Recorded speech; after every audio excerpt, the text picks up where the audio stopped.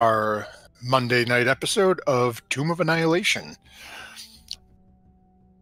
As we prepare to get started this week, just wanted to take a couple of moments and give a couple of our normal shout-outs. Big thank yous to Team MZ if you're a small streamer like us and are looking for a great, supportive, and very welcoming community. Make sure to check them out on Twitter, hashtag Team MZ.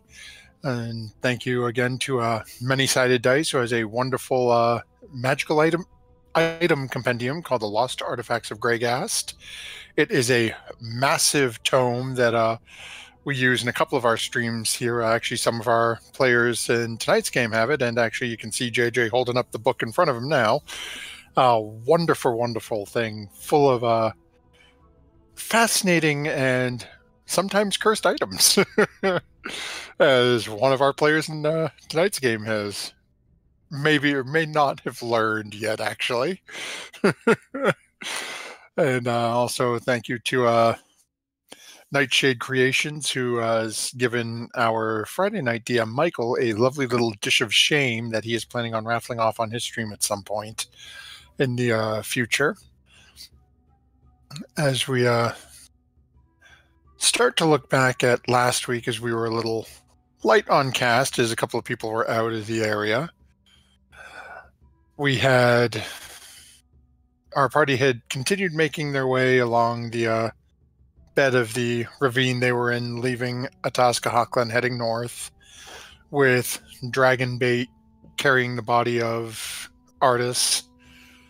And upon waking and finding that his body had basically been rummaged through, was quite upset through some quick speaking from Devaney and the return of Artis's ring to Dragon.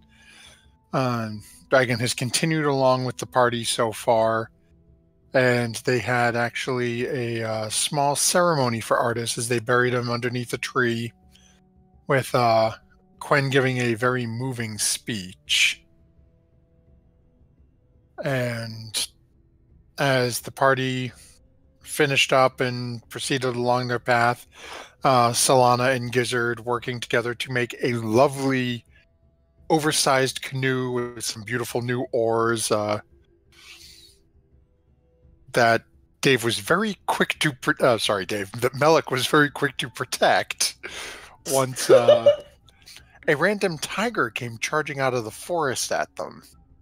Little beknownst to them, this tiger was currently being chased by a rather large bipedal dinosaur that, as the tiger hid behind Dave, hid behind Melik. Oh my god, this is going to be one of those guys. Just put Melik on your little screening thingy. I know, I can say that either.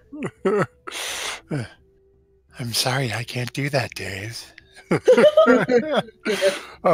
the tiger hid behind Melik, and Melik and Quen and the others aided the tiger actually dropped its tiger form and sort of morphed into this slightly youngish Chilton woman who proceeded to take a couple of shots at the T-Rex with her longbow, not really doing much, as Gizzard was riding on it, and Dragonbait, Quen, and the rest of you proceeded to knock it down, as Gizzard had managed to climb onto its back to ride it while literally chewing at the back of its neck and proceeding to continue to eat it as it fell down dead, as is what Gizzard does. And Devaney then had a brief conversation with Azaka, who offered to show them the way to Orlunga, as Azaka felt that the guardian at Orlunga that Devaney recalled Artis talking about wanting to speak with the guardian there may be able to provide them better information than whoever they would find at Umbala. And with that, before you jump in, is there anything anyone else has got any announcements they want to make on their own stuff or things going on?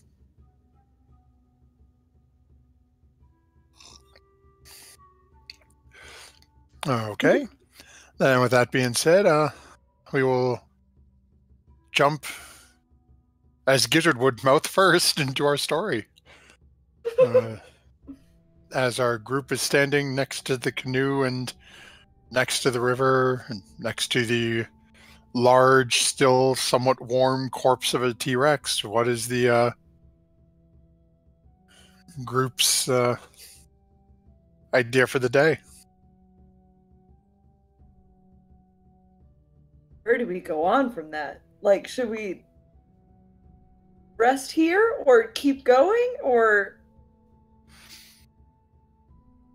So at this point, you guys had gotten, it was about midday at this point, about noontime. You guys had to basically get the canoe out of the water and sort of go up a little, about a 25 or 30 foot incline to port the canoe up to the top of a small waterfall. And that's when all this went down. So you're actually, Mr. Producer, if you follow the bouncing player flag, really got to remember to fix my autoplay on the music.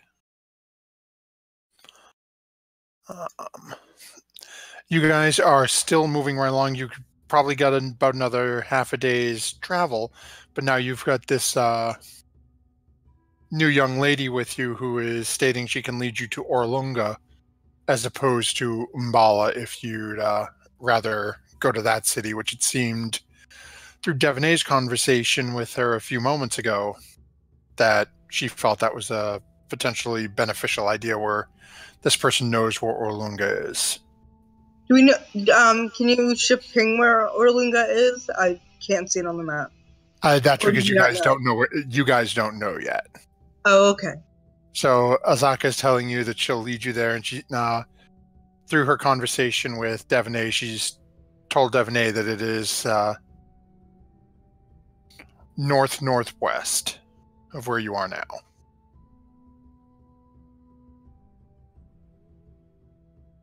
So, Okay. given Quinn's possession, that you guys are, as you're looking here, basically you're thinking it's somewhere, again, where you don't know where it is. You, for lack of a better term, I'll say player knowledge. You know it's somewhere hidden on the map, but basically you know it's looking somewhere in like this quadrant here. I know, Druidic. I was saying Druidic. Hail, fellow Druid.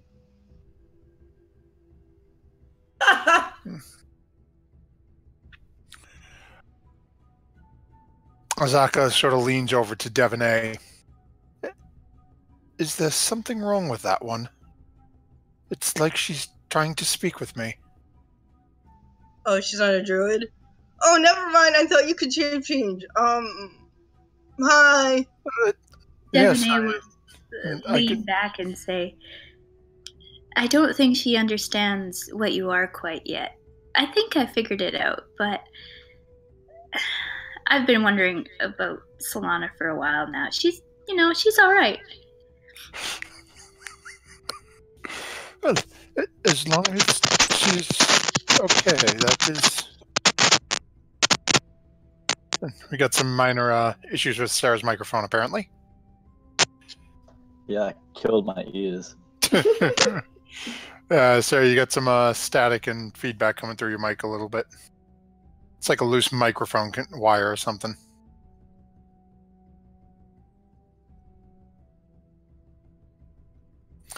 And Devonay, as you saying you think you've figured out what she is, she sort of looks at you and gives it a little, almost a half wink. Says, well, let's just keep that between us for the moment, shall we?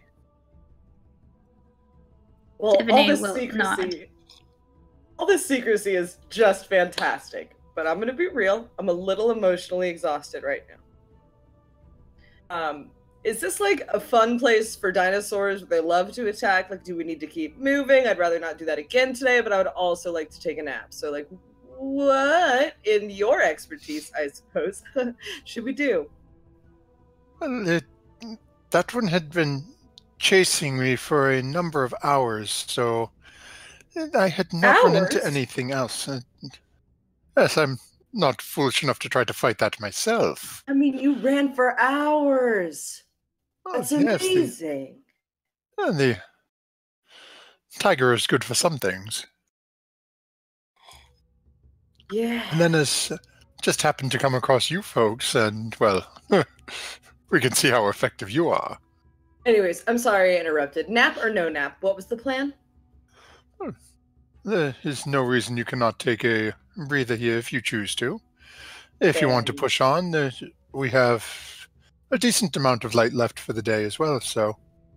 Bellic stopped about halfway through that sentence and got in the boat. Can you hear me now? Yes, we've got your back. Okay, cool. Hold on.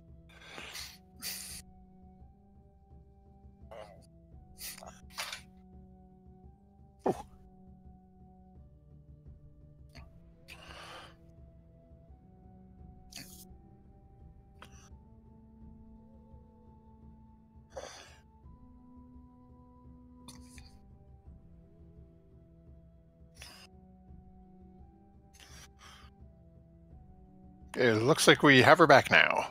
Yay! Hooray! I'm here. I'm sorry. I don't know why my Discord keeps deciding that I don't get to hear people.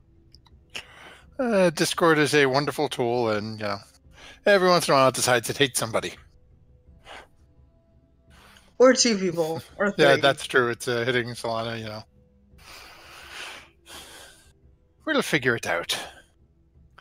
So I wanted to show what's the new girl's name? Azaka.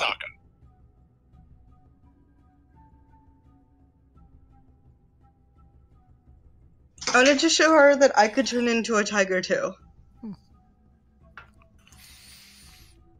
So I'm going to turn into a tiger.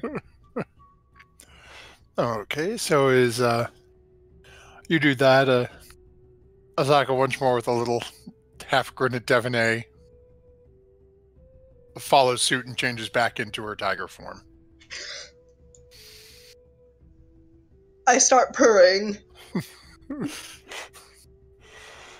If a tiger could raise its eyebrows, you get a little bit of a, your head pulls back a little bit. Okay, I turn back into a human. And I go, wasn't that fun? Azaka shifts back into human form and looks at the group. So, well, it seems like that one has decided to take a rest in the boat.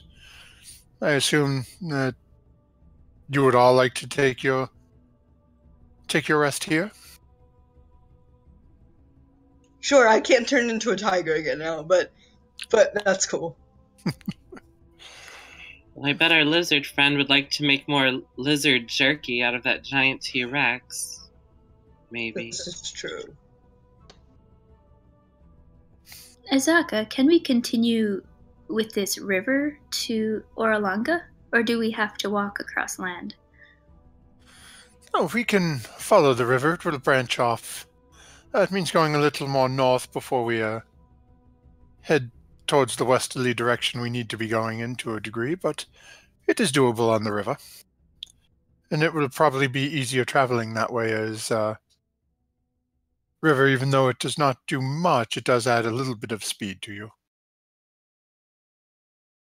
Yes, the canoe we just made, or if they just made, is very fast. Yes, and it seems to be a good bit larger than what I'm used to seeing out of Port Nyanzaru. Must have skilled artisans with you. Those two, they made it. It took them a while, but they did a good job, I agree. It even has cup holders. Alchemy. About that. And what would Gizzard be doing during this? Is he just still mowing on T-Rex neck? Yes, after he got his, gizzard full of T-Rex meat, he'd start to chop it up a little bit. Cut it up. Get some nice strips of meat going. Okay, go ahead and make a survival check for me. Yeah, Can do. it's going to be hard to mess up a piece of meat this size, but hey. Oh yeah, you're doing fine with it. You managed to get, again, this thing's easily half a ton, if not more, in terms of weight. You easily can get a couple of 100 pounds of meat off of this. Whoa. Again, not that y'all can overly carry a couple of 100 pounds of meat, but no. With the boat. With the boat, as long as you don't jump off a cliff again. Oh my god, yeah, let's not do that again. Although, I kind of just walked down it, so it's fine. So, mechanically, what are you guys doing? Taking a short rest here? You settling in for long haul to start travel in the morning? What's the group want to do? What time is it? I Sorry. think we keep traveling until nighttime. Well, Quinn, what is your health at? Not very high. I could use a nap, I guess. Do you want to just take I like a could short heal you, rest to too. take some hit die? Quinn doesn't know what a hit die is, Fair enough. but understands your meaning. I'm also asleep, so this is via dream. This conversation. I touch you. I am tight. PG-13. Sorry. To heal you.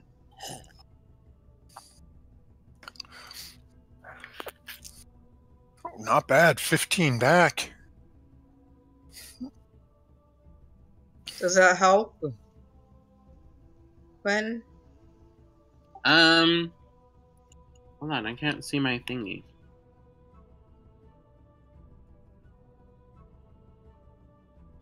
Let me see here. I know Quinn was low from last week. I think you had like 11 or 14 or something like that.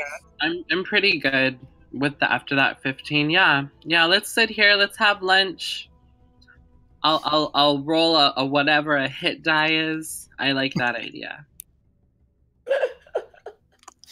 Okay, so you guys take a short rest.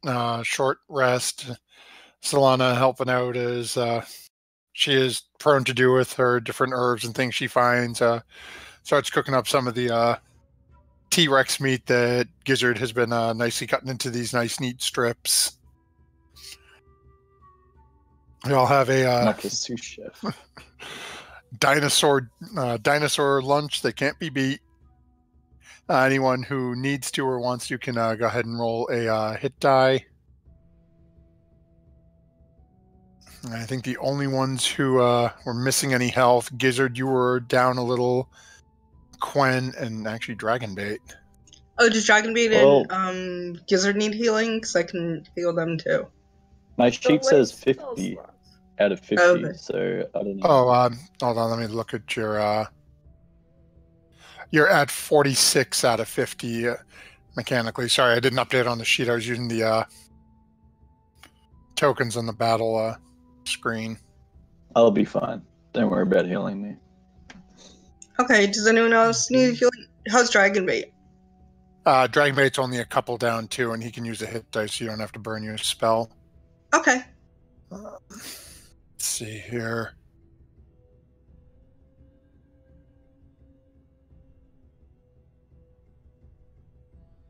So is it established that Dragonbait just does not speak?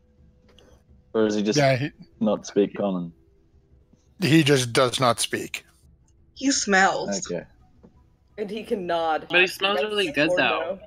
Yeah, I wanna...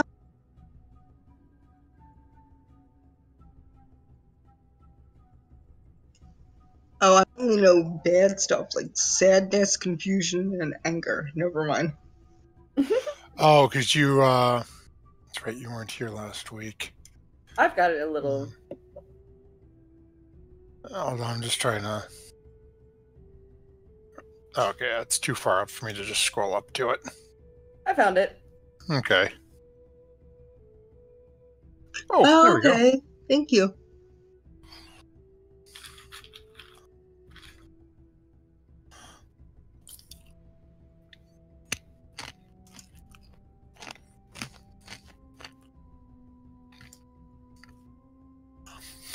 Okay, so as our group takes here a short rest and then proceeds to start piling back into the canoe. If I remember, we had, was it Solana doing the navigating from last week?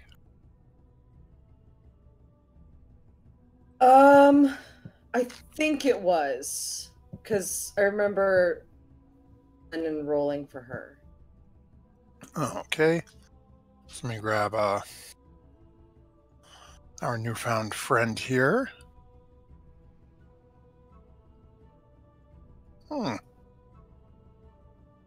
Okay, so I know she did pretty well from that, and we'll just see how so I could okay. So as you guys are moving along, and Solana, as you're after you guys finish your short rest and you proceed to sort of follow the directions pointed out by Azaka to continue along the path. Azaka makes a couple of comments here. You seem to be very skilled at this. I think you have more of a head for direction than I seem to. I typically follow my nose when need be, but if we work together, we should be able to get to Orlunga in, let's see here, maybe 2.5 days. Sounds good. Shouldn't be long at all, and you guys continue along, following the river up to the north, like as you mentioned, you'd need to at least for the remainder of the day before you can sort of start turning and heading off in that proper direction. Gets to the sun starting to creep down behind the trees. Shadows are lengthening as the evening's coming on.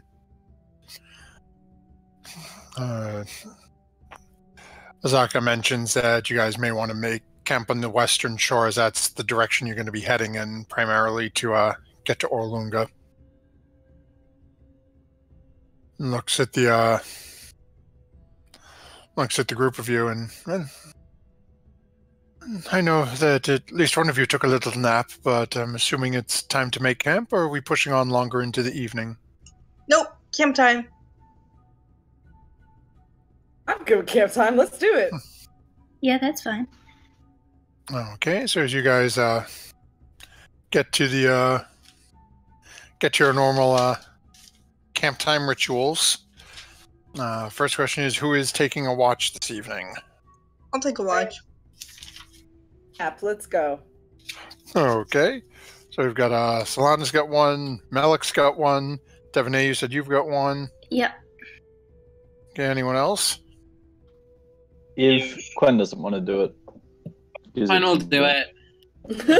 Okay, so I need one perception check from each of you. So it's Solana, Malik, Quinn, and Devanay.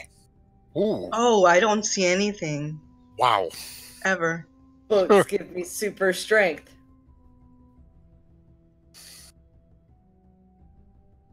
Okay.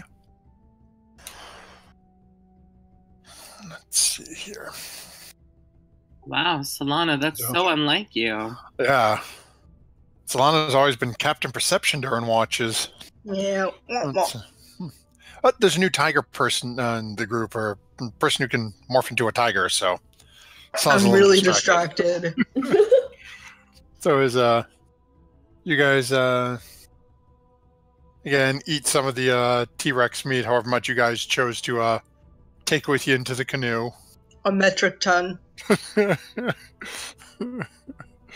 it's only half a ton, so you might be able to get like 500 pounds out of that, given all the bone. 500 pounds. So is now, are you trying to make jerky out of this, or are you just leaving the meat raw? Nope, I'm going to make jerky during my watch, because apparently I don't see anything. Leave a few pounds raw. Okay, I'll leave a few pounds raw. A bit raw. But I'll make the rest into jerky during my watch, because I'm not seeing anything anymore. So I was just like, new tiger, jerky. Ooh, Pretty much. tiger jerky. So, as you guys proceed through the night, the watch goes real quick for all of you. For Solana and Devaney, on each of your watches, you don't notice anything. Literally, you just don't notice anything. Nothing seems to bother the camp. You don't really hear anything outside of the normal breezes. For Melik and Quen, you hear the normal like birds and small insects that you've come to expect to hear in the evenings. You don't hear any unusual or out of what you're used to noises coming from the jungle this evening during your watch. As the last watch comes to a close, your group comes to consciousness. You guys wake up, start proceeding to have breakfast, and walk around. Dragonbait's getting everything picked up. Azaka's getting picked up. And Azaka looks over at Solana and says, "Well, I'll give you the pointers if you wish to take lead in getting us to the northwest." Sure, anything. Okay, so... and I try saying hello in Druidic really slow. Like she was a 2-year-old. Like, hello.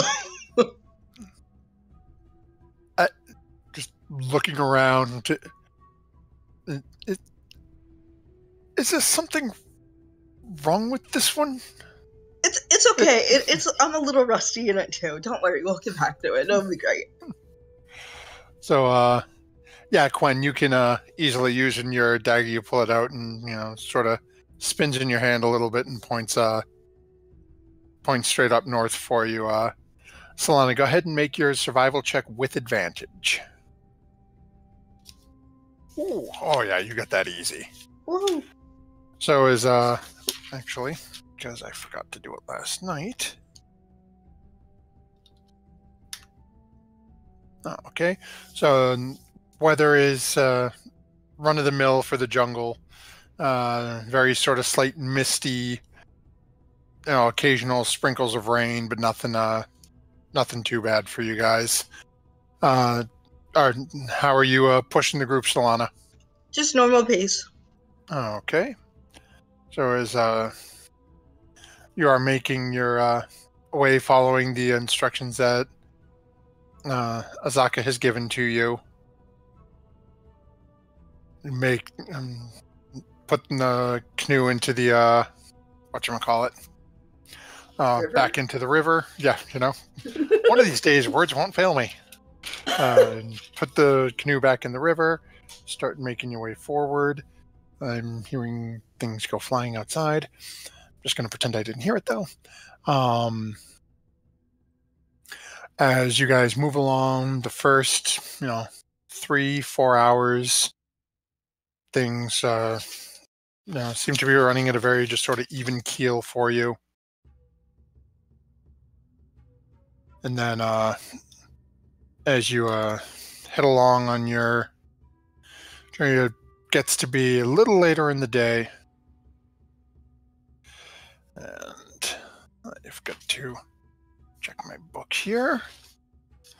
You start noticing something. This is... Okay. Hey, there we are. Alrighty then, you're traveling along, and now all of a sudden you start hearing very large, slow footfalls. Do they sound like giant footfalls? Make a nature check for me.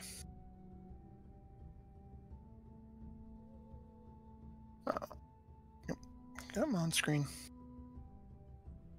So they sound like they're created by something large, but it doesn't sound like the giants that were following, that you guys were being followed by before. It sounds like it's a quadruped. And it is very slow but deliberate steps. Boom. Ooh, who wants to make a friend? Boom. How about no? We just fought a giant monster. Can we like hurry it up a little bit? I don't mind going a little bit extra. But quadrupeds are usually friendly. And leaf eaters. Like Brontosaurus. I don't know what's a quadruped, because the last thing I saw had 4 twin. Can I ask Chi-Chi to go ahead and see what it is? I'm sorry, what'd you say, Quen? Can I ask Chi-Chi to go ahead and see what it is? Like, investigate it? Sure, so as you point off to where the sound's coming from, which is probably about 75 or 100 yards in front of you, slightly off to the east. You send Chi-Chi off. Chi-Chi starts to take off as you guys are still following. You're in the canoe on the river. So you're sort of following along the path the river's going. And slowly you hear those sounds again.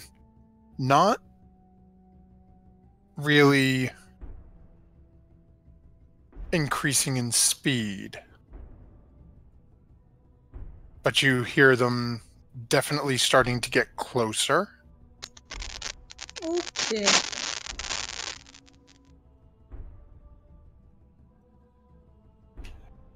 And as you're looking, all of a sudden, and you notice this, Quen, as... Oh, there we go. No. That's... Where'd you go? There it is. I'm gonna pull this up on our screen for you once Roll20 lets me. Oh my god, what do I notice? So Chi-Chi comes running back, not really in a panic, but just in a very quick pace towards you. And just lights up on your shoulder, taps your cheek twice, and points almost straight up.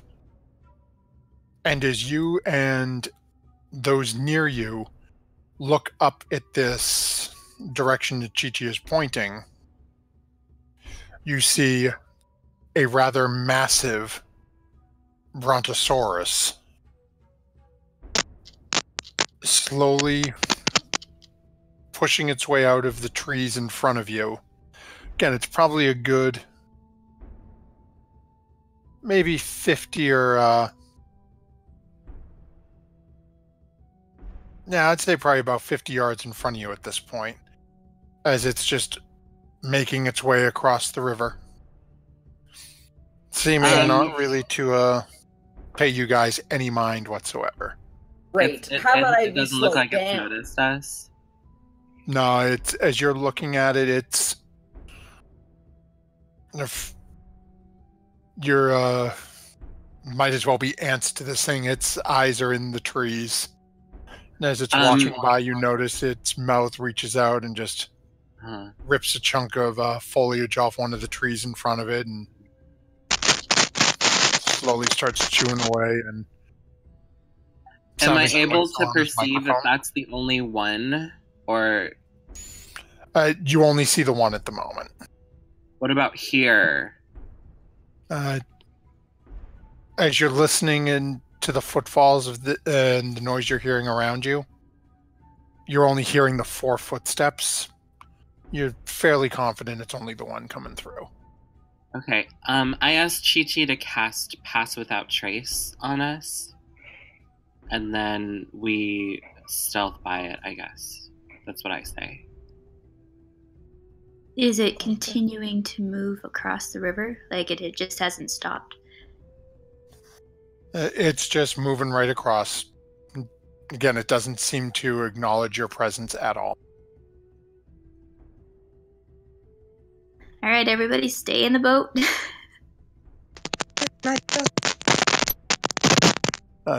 Sarah, your mic's going wonky again.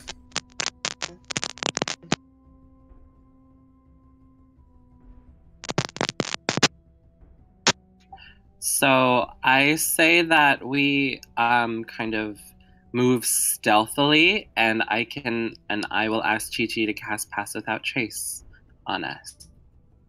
Awesome. Staying in the boat, passing without a trace. Loving it. Loving it. Loving it. Let's do it. If we could hold the canoe still until it crosses the river, I think we'll be fine. Love that one too. So is go ahead and anyone, if you guys are going stealth, go ahead and make a stealth check for me. Should all of us? Yep. And if you guys are going to try to, it's basically a group check. Because it's not going to do anything, but he's just going to stand up and just look at it pass. Can you hear me now? Whoa. Yep, we got just still a little bit of static, but you're okay. Holy low rolls. And Pass Without Trace adds 10 to our stealth rolls. Wow. This is sad. I think we're getting hacked. Gizzard's just standing up looking at it like in awe. Like, whoa. That's a con check. Okay. You guys are really bad at stealthing. I wasn't really trying. Well, you're bad at anything if you roll a 1. Okay, so let's see here. Yeah, so is you guys are trying to go through, and as Coin said, we're gonna keep it quiet. Dragonbait is a little bit like Gizzard in the respect. Gizzard's just full out standing there looking. Dragonbait is trying to listen and sort of be a little, down and unnoticeable. You guys think you're doing pretty good. Gizzard standing sort of puts the canoe a little off balance, or it's a little more rocking than you would have hoped for Quen as a result. But the Brontosaurus continues right along its path. Doesn't seem to pay you guys any real mind. And as you guys continue along the river, heading towards Orlunga, you hear the footfalls eventually continue off in the distance, and then slowly just disappear altogether.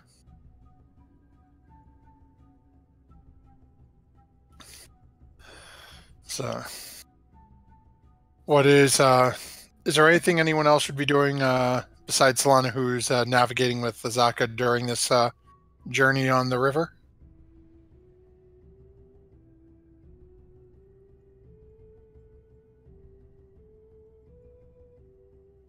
I don't think Quen's doing much.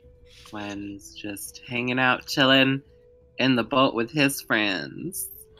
Okay. With his friends. So as you guys continuing right along, and eventually, much like before, it's getting to be early evening. Shadows are lengthening. The jungle's starting to become slightly more intimidating appearance behind it. You guys make your way. Are you guys going to push through the evening, looking to make camp? We'll make camp. Again, if it's not too intimidating. Yeah, no, it's just like any jungle would be. As the sun goes down, the night darkens, and you're just watching the shadows of the trees get longer and longer, and provide more and more spots for these button corns. all manner of creatures to hide. So you guys start setting up your camp, and then getting your meals ready, tents, everything set up. And let's remember the weather today. Hey, there we go. Okay. So as you guys get everything set up, how are you guys handling watch for the evening? I'll take first watch. We'll watch. Okay, so I'll take any watch. Solana is taking a watch. Gizzard, who else? Devaney will take one, preferably last. Okay. Then we'll have Dragonbait take a watch for you guys, because he's been somewhat useless recently. Time for him to pull his weight. You know. I'd like to wake Dragonbait up, so I'll take second watch. Oh, okay, so we will flip and do Gizzard second, Dragonbait third. But he's been like so sad. It's fair. You did put me in out of character in perspective there. Just still grieving. Oh, see where his watch goes. So I need a perception check from Solana, Gizzard, and Devaney. Oh, slightly better. Okay. Dragonbait. Wow. That's bad. Okay. We're all gonna get robbed. Gizzard. For real this time. Devaney. Dragonbait. Okay.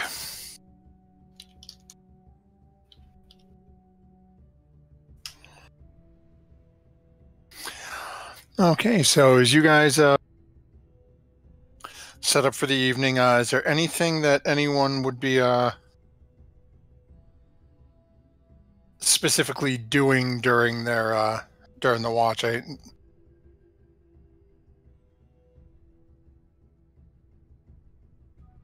Oh, who did we lose?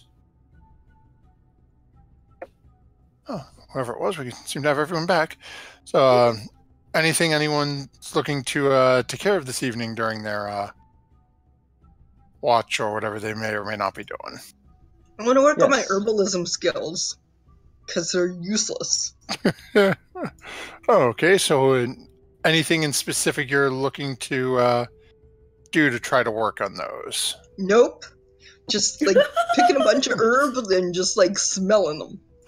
Okay, go ahead and make a survival check for me. Oh, not bad. Okay, actually, let me see here.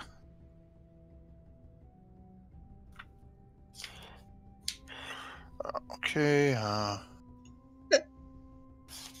where is... Okay, do me a favor. Roll a 1d6 for me.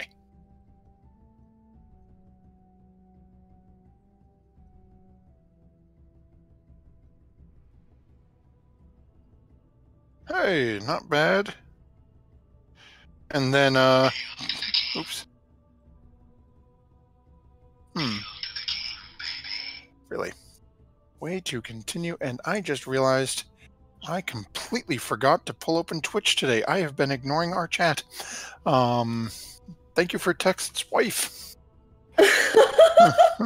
Wife sent a text, and it makes me realize I forgot to pull up Twitch tonight. So, hello, Twitch chat. I apologize. Twitch chat up? No, that would be very amusing. But, you know, having some car difficulties, and my wife texted me because she found the solution. So, oh, that's right. I was looking up something for Solana here. So, Solana, do me a favor. Roll one more d6.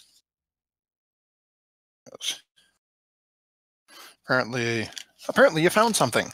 Holy mother of freaking... Okay.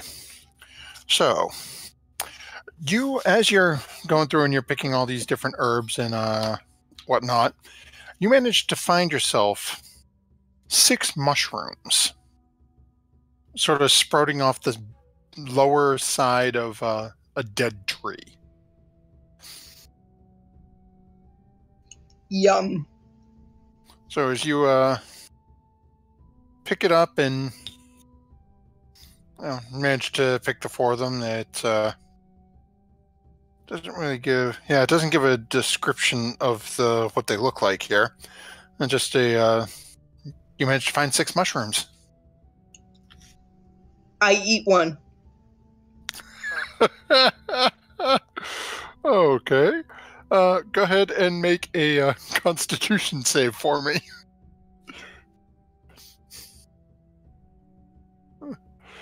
Okay. You eat one, it's has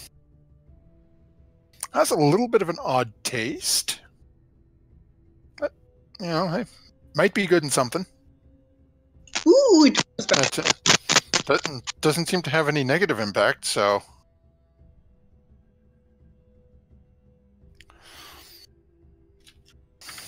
And with that, your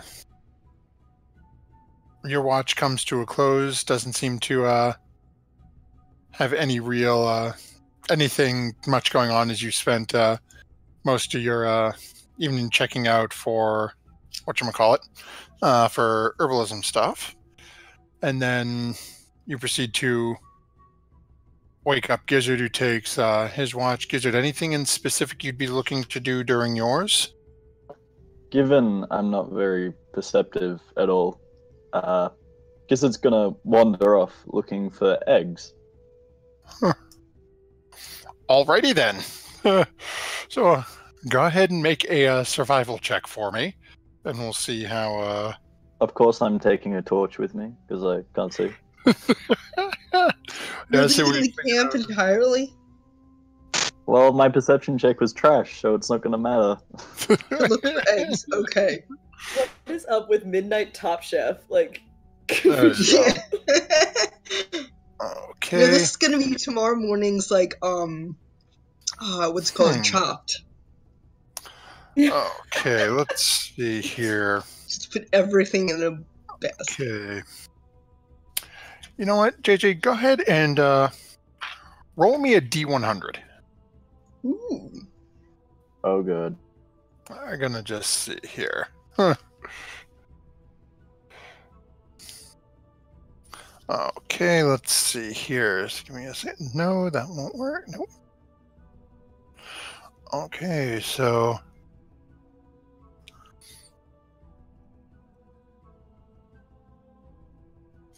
Just bear with me a moment, checking a couple of spots here.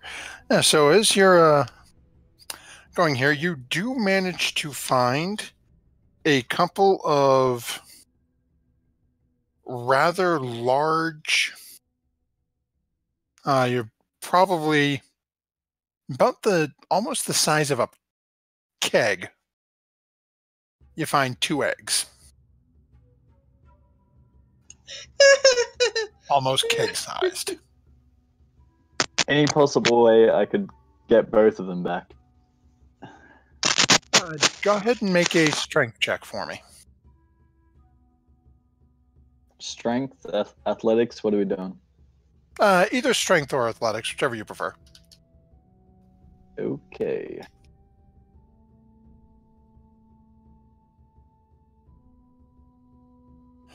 Okay, let's see here. Okay, that's easily enough to do what you're looking to. It's a little awkward, but I mean, you're a monk. You're pretty confident you as you take a little bit of time.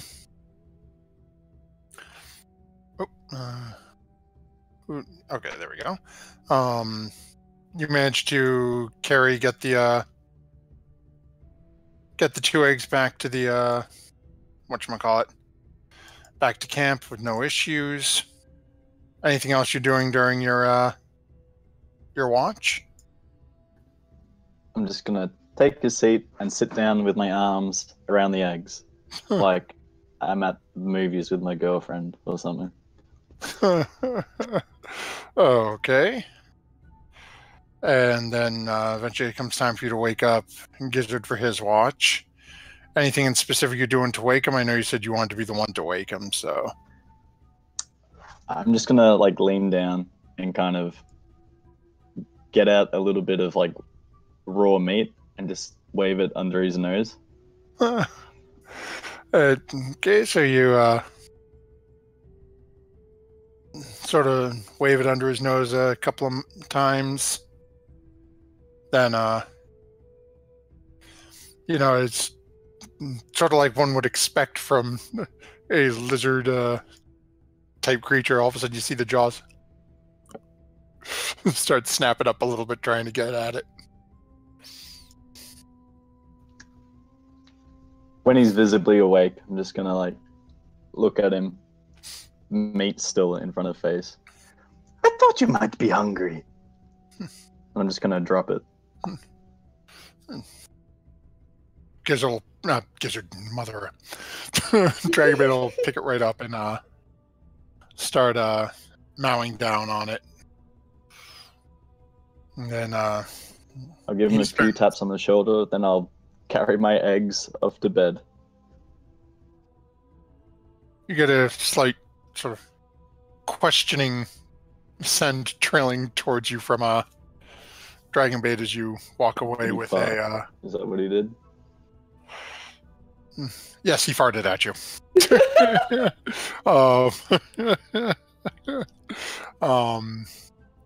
As he goes through his watch and everything seems to run through, seems to go fairly nice and smooth. He comes over and is going to very lightly shake Devaney awake. Devaney, anything you'd be doing during your watch after Gizzard has awoken you? You mean Dragonbait? Gotcha. No, I mean Bob. Gotcha. After Bob wakes me up, I'll be doing normal watch stuff. Even though I might not be noticing a whole lot, I'll still keep an eye out. Okay. So as you go through your watch at about, if we had to guess, I'd say maybe 30, 35 minutes into your watch, you start hearing some rustling coming from the trees behind you. And as you turn and look, and Mr. Producer, please follow the bouncing player flag as we move over here. You see a rather large entourage making their way towards... Well, actually, I left you guys in that same corner, so what we'll do is we'll stick them down here and then bring you guys into here a little more in the middle here. So as proceeding through the corner, you see a little group of people come heading out your direction. Do they seem hostile? At the moment, Devaney has just barely noticed them. It's still in the middle of her watch, so...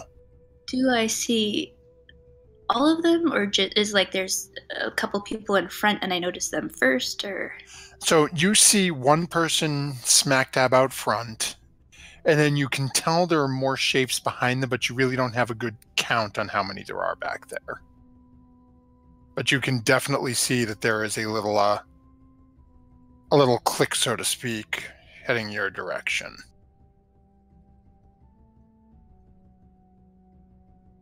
They're walking straight toward our camp?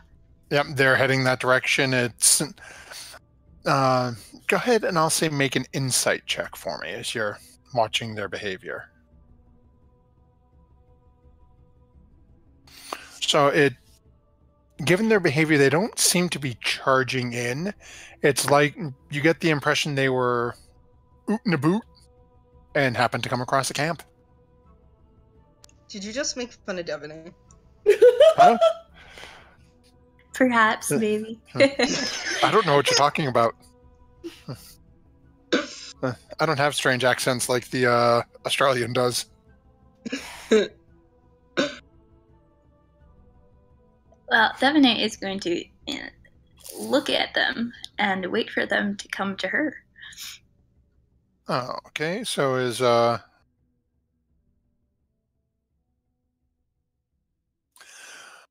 as this the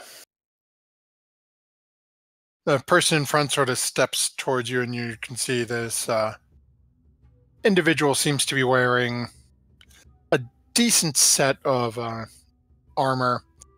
As you notice, some of the other ones, as they start to take a step or two forward as well, sort of just keeping pace with the person in front. They have different varying amounts of armor on them. The leader calls out to you.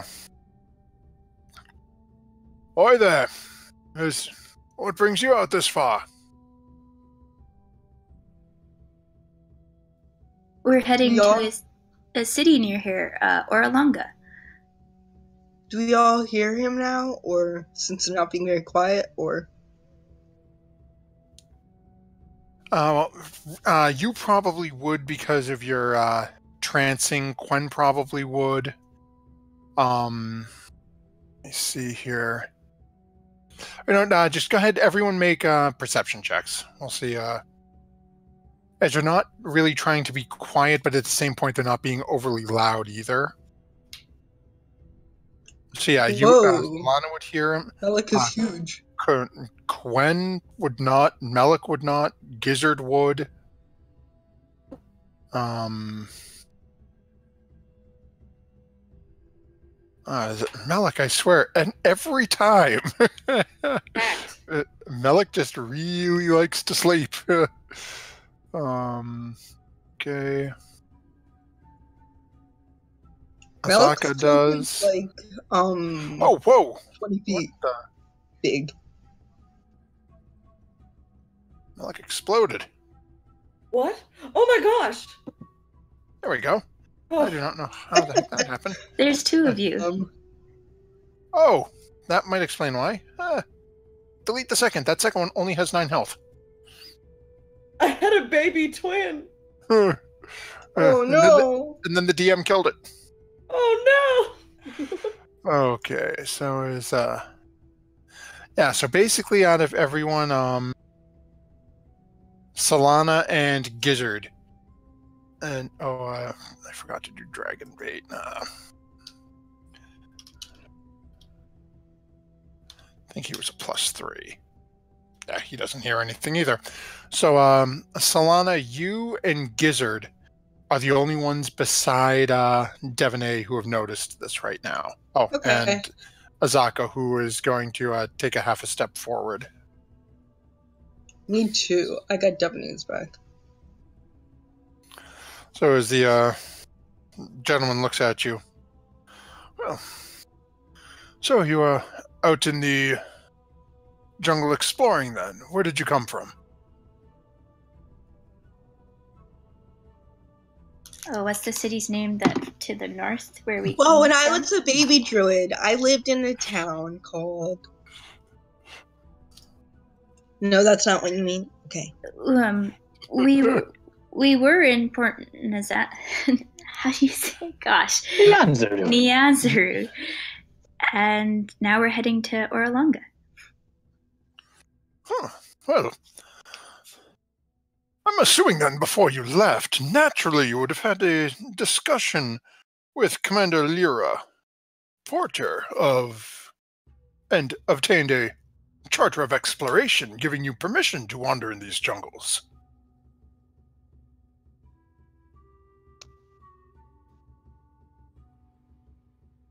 Devaney will look at him and say, "Before I answer your question, who are you? Where are you going? Oh. Where did you come from?" Well, you would ask for my name when the DM did not have one prepared. My name is Lachlan. Hey. I am commander of this squadron from the Flaming Fist. It is our job to make sure that only authorized individuals are exploring the jungle.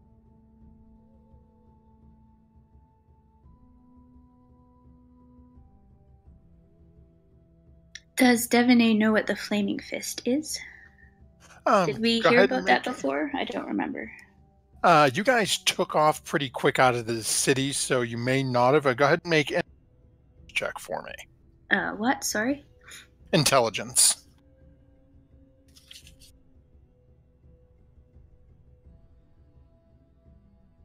Nope. No, Solana has no clue. Devaney actually will. So let me find our little group in here. Okay, let's see, where are we? Okay, so Devaney, you know that the Flaming Fist is a mercenary company headquartered in Baldur's Gate. The Fist maintains a permanent stronghold in Chult at the Fort Belluarian. Belluarian, something like that. From there, they send out patrols to pacify the territory, claim all sorts of lost treasure, as well as other things. The Flaming Fist is already... well, you wouldn't actually know that. Let me see here. So, given with that check, you know that they're... when everything they try to do, it's all about... basically, at the end of the day, it's all about the money. They tend to go out under the guise of protecting something, but as they find any wealth or treasures or anything like that, they will do whatever needs to be done to walk out of there with the treasure to gauge their... to further their own power and wealth, as well as their backers in Baldur's Gate. All right.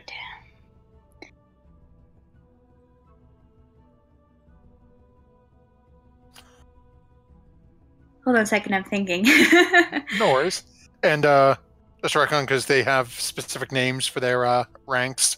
The gentleman you just met, Lachlan, who is running this little group here, is known as Gauntlet Lachlan.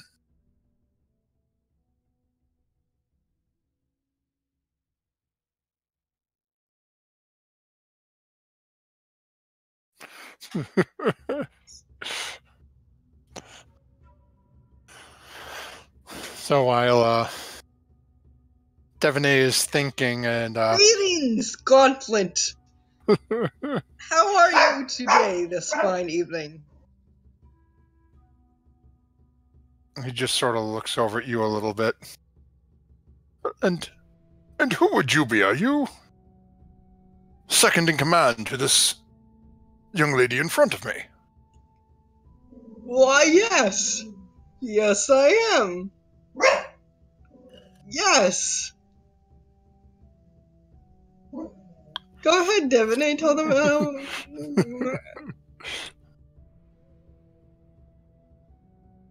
Or did Devaney have to step away, which might be why she said, "Hold on a second." Oh, okay. I did not think of that one.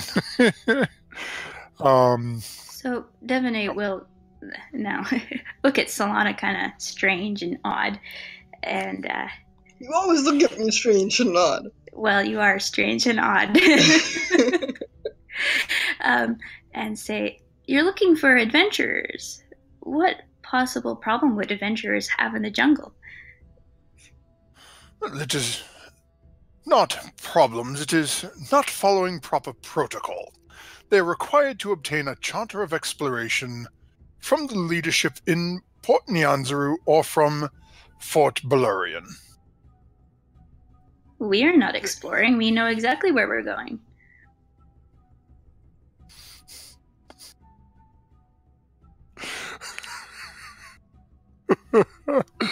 Go ahead and make a persuasion check. As it is mighty late in the evening at this point. And Well, early, actually. You've got to be bloody well kidding me. I'm good at persuasion.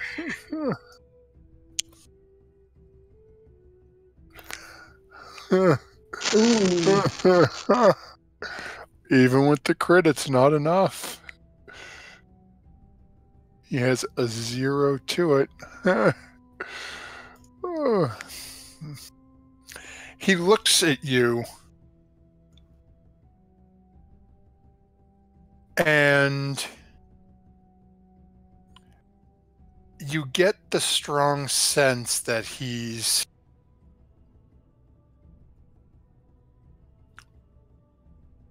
almost sure you're completely full of it. But he doesn't have any he can't figure out a way to really say anything short of, the schoolyard. As he looks at you for a couple of minutes and just sort of gives the group a once-over.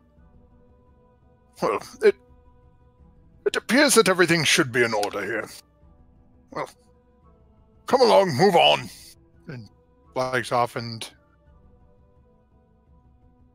as you continue your watch, and those of you awake, including Kaza, eventually watch as the little group sort of just marches on by past the camp, leaving some of you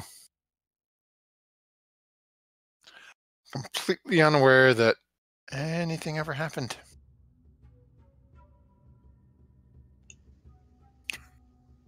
Yay! Good job, Devin. Devine, as she watches them leave, she'll be, standing straight and tall and not backing down. But once they're obviously out of sight, she'll sort of, give a little smile and relax a little bit. And, oh, good, that's over. I got your back, Devine. I'm your second in command, always. Okay, Solana.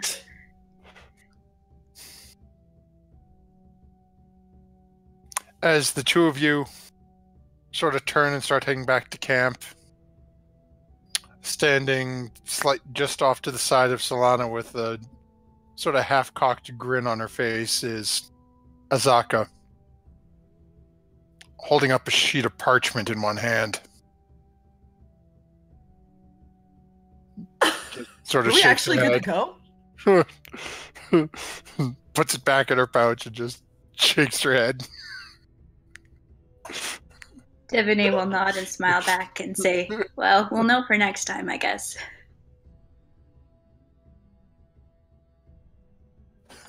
That's pretty funny.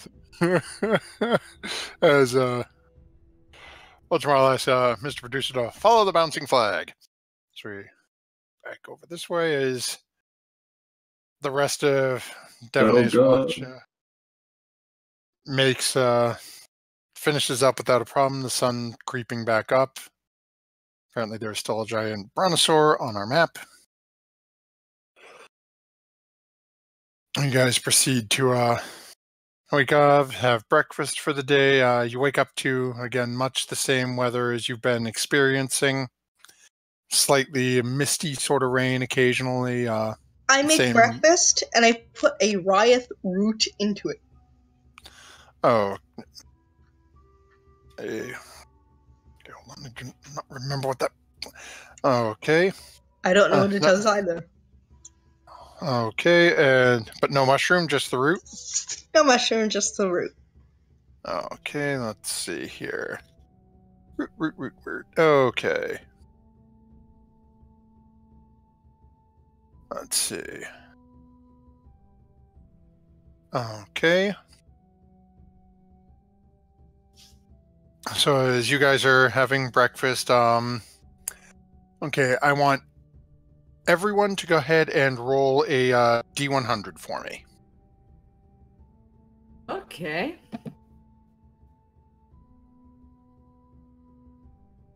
And then you guys have actually... Okay.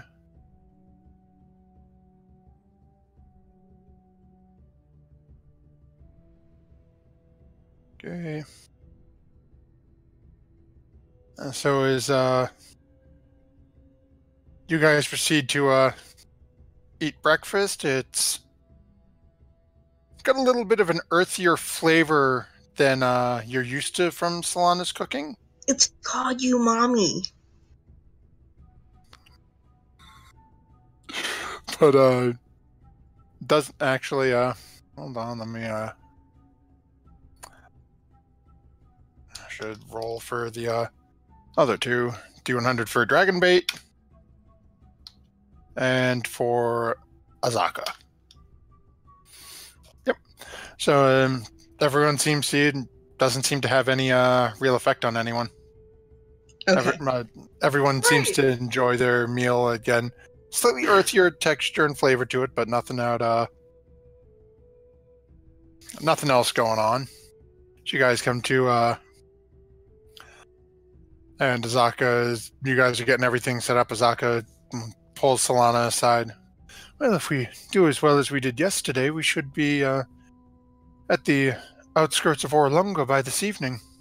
Ooh, that's exciting. Okay. If we push it a little faster, we may be able to get there sooner, but it does increase the risk of getting lost at a higher speed. Oh no, let's not get lost. Let's just not. Yeah, getting lost is bad.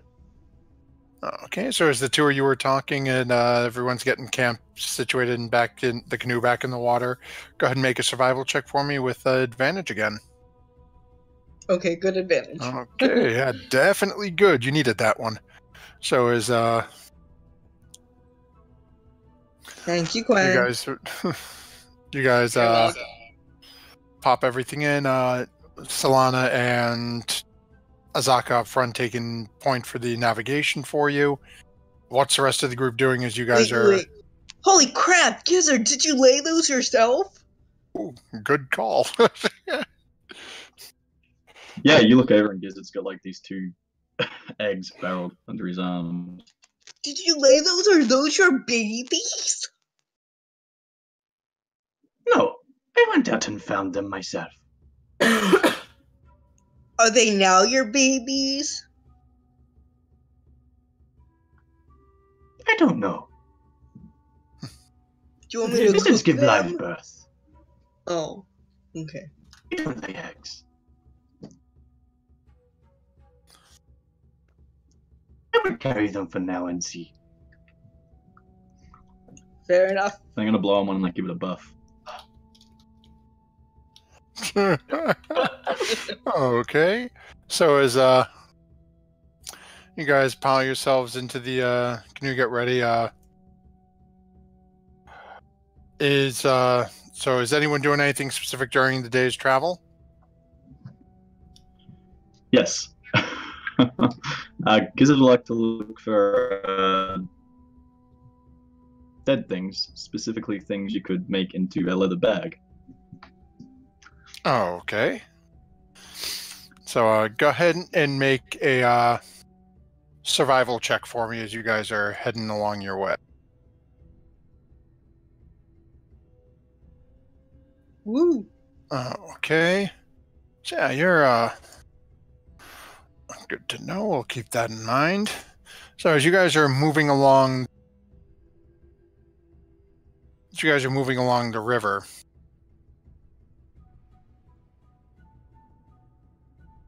you spend a good couple of hours as you're moving through along the river. Once more, like you've heard in the past, you hear very large footsteps. These are moving faster than what you heard the other day. It sounds like they're moving with purpose.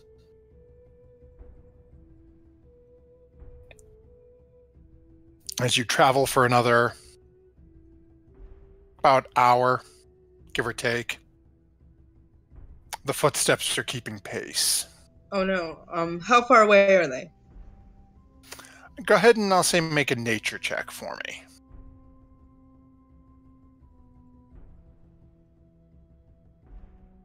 Okay.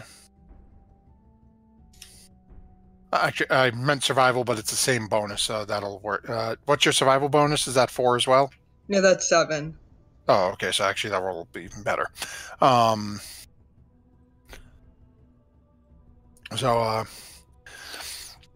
As you're listening to it, if you had to hazard a guess, you'd say probably a couple of 100 yards behind you.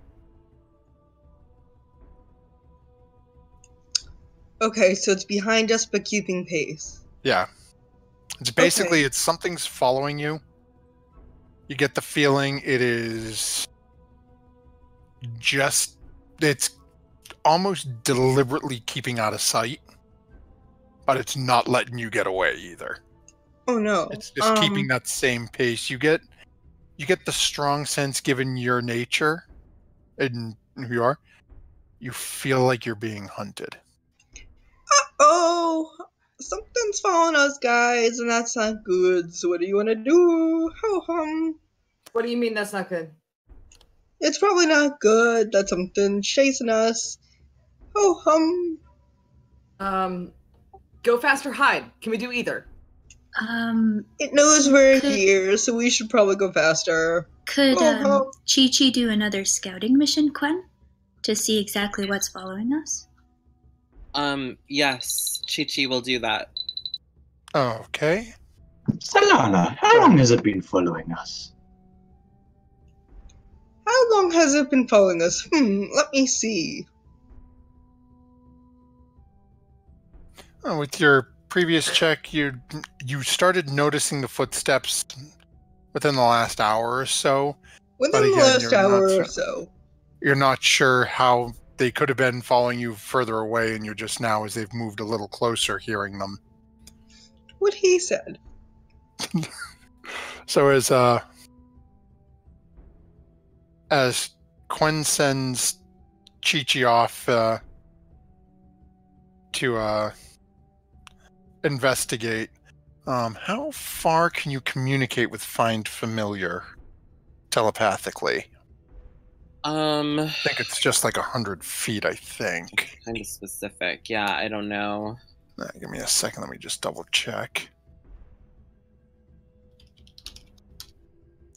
I can talk to plants within 100 foot radius. Okay, let's see. I'm the most useless druid ever. Okay, yeah, it's only 100 feet, so as you send Chi-Chi off, Chi-Chi disappears down along the river and following the plants on the side, and then Oh no, disappears. 30 feet. Just so all the druids know, it's only 30 feet to talk to plants. So as you guys are continuing along, a little while goes back.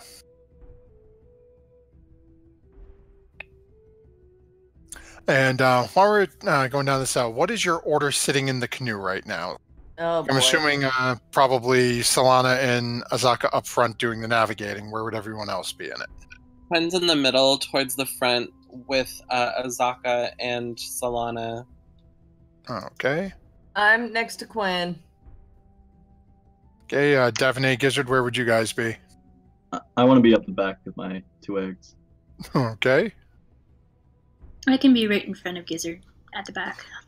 Okay, so that'll leave basically like you and Dragonbait, and then Gizzard with his little babies there. Do I know Okay. how far off the river it is? Not really. It'd be hard for you to tell. The river's only, as you're continuing along, it's really only about 25, maybe 30 feet wide, if that. Okay. So as you guys are, actually, what we'll do here real quick, a second, we are going to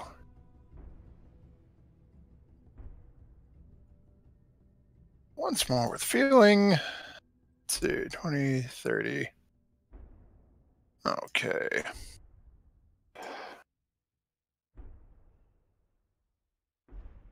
Time to make life interesting.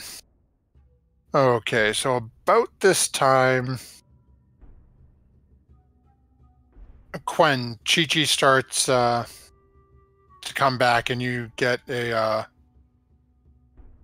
sense as Chi-Chi gets within 100 feet of you. Chi-Chi comes back, and you get an image in your mind of a large reptile.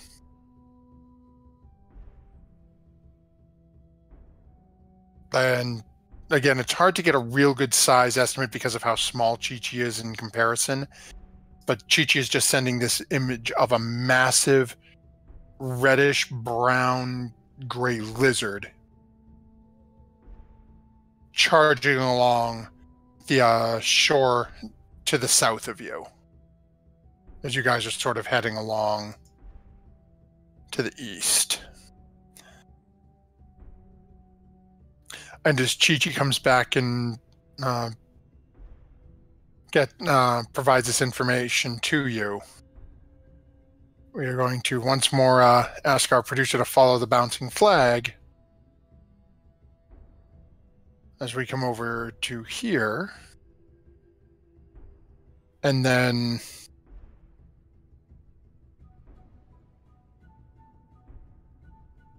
coming into the distance, crashing through the trees beside the river, just a little ways back from you on the southern shore, you see a rather large dinosaur come crashing out and then bellowing as it sees the group of you there. What is that? That doesn't look And friendly. And as our group sees this, we are just a couple moments before 9:30. We will use this moment to take our break for the evening. Okay. Say thank you very much for everyone for hanging out with us this evening. We're gonna take a quick, 5 to 7 minute break here and get drinks, beverages, restroom, whatever people may need, and we will be back shortly. Thank you again to Team MZ, Many Sided Dice, Nightshade Creations, for all your support, and we'll be back shortly. Bye.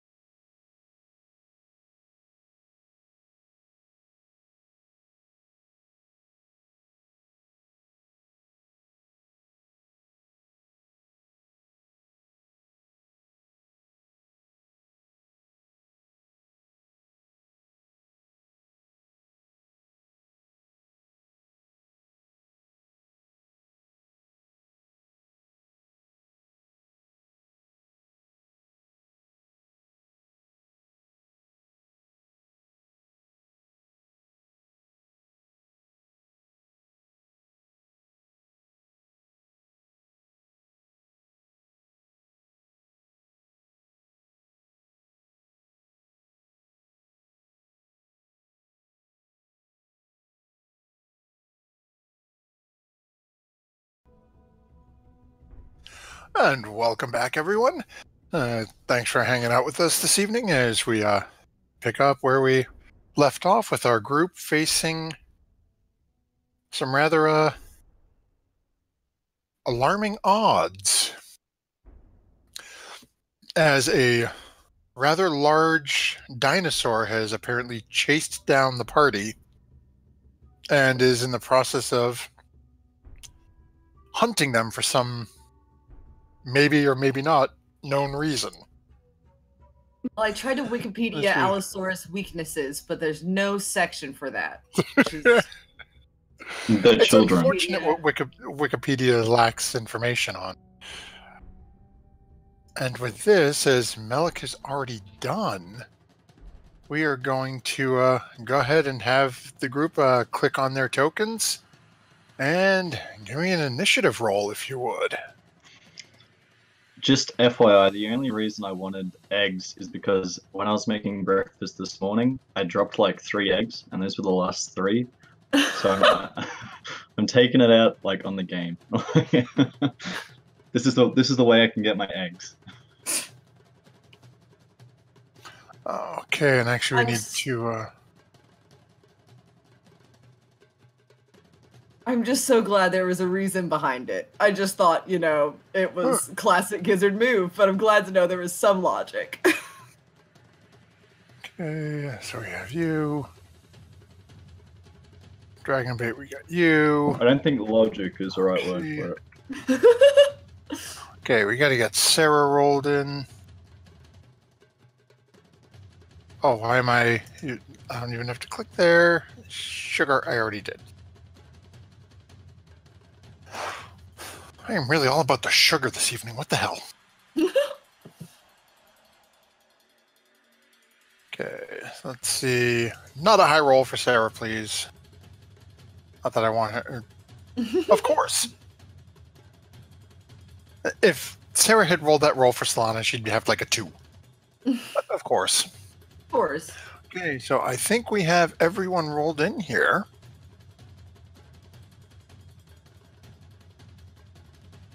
And we now have a returning Solana as well, it sounds like. Oh, looks like she's still loading in a little bit, so we got a couple more moments here. But in the meantime, we will pick up at the beginning with first person to roll initiative, also is top of the order.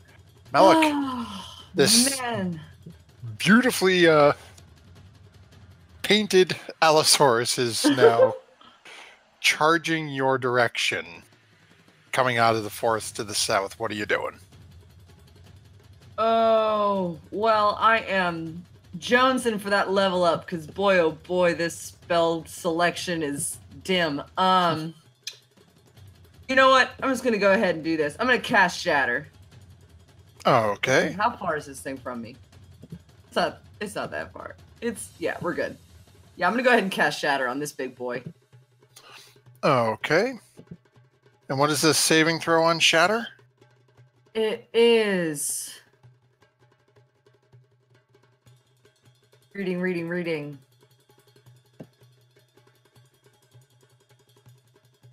Know this. Constitution. Dang it! It's probably pretty good. Okay. It is pretty good. It's one of its best stats, so... Good. And that is a 19. I'm assuming that's going to make it save. That is going to make it. Okay, well, go ahead and roll. I think with Shatter, it still takes half damage, though, right? Half as much damage as a 3d8, so... It's...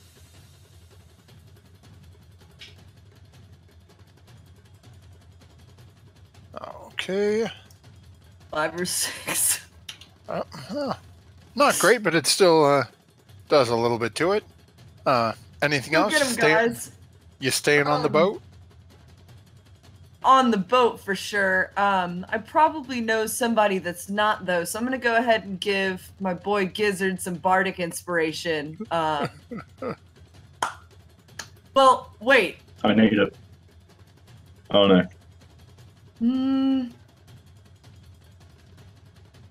No, okay, I'm going to change that. I'm going to give my bardic inspiration to... I'm gonna give it to Azaka. Okay. And what in specific? What are you saying, or what are you doing to inspire Azaka? Aim for the eyes. I mean, go get him. Blind that thing. Let's get out of here. Okay. That will bring us over to Solana, who Sarah, who is still working to get reconnected with us, said she is going to try to entangle said Allosaurus. Now I'm going to take a quick look at her sheet here, because we can see it. Let's see. Oh yeah, it turns into difficult terrain. Okay. Yeah, so nothing in there says it doesn't work on large, so go ahead and we'll cast that for Solana. And then this thing has to make a strength save, which it actually fails. Ooh. So, okay, creature restraint can make a strength check. Okay, so it's a 20-foot thing that she drops on it. So give me a second. We're gonna grab us a big green circle.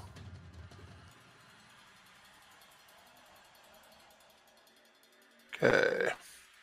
20-foot entangle right smack on that horse.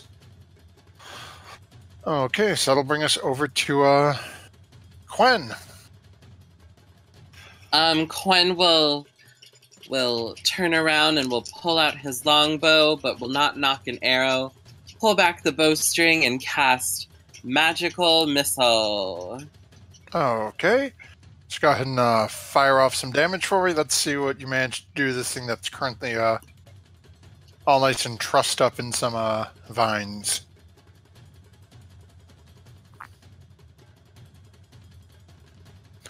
Okay, that'll definitely do some damage here. So you guys watch as this thing is taking some shots. It's still with us, but it is looking a little weary at the moment. Okay. Piece of cake. So as Quen fires off that magic missile, you guys focused on this creature in the southern shore, all of a sudden hear a roar and a crash coming from the trees on the opposite shore, as another one of these large creatures comes charging out and jumps towards Gizzard. Oh my gosh. And Gizzard, as it leaps towards you, it is making... Actually, I will pull this back a little. We'll stick it there and we'll just put him behind you. Do the back! It is actually going to make a claw attack at you.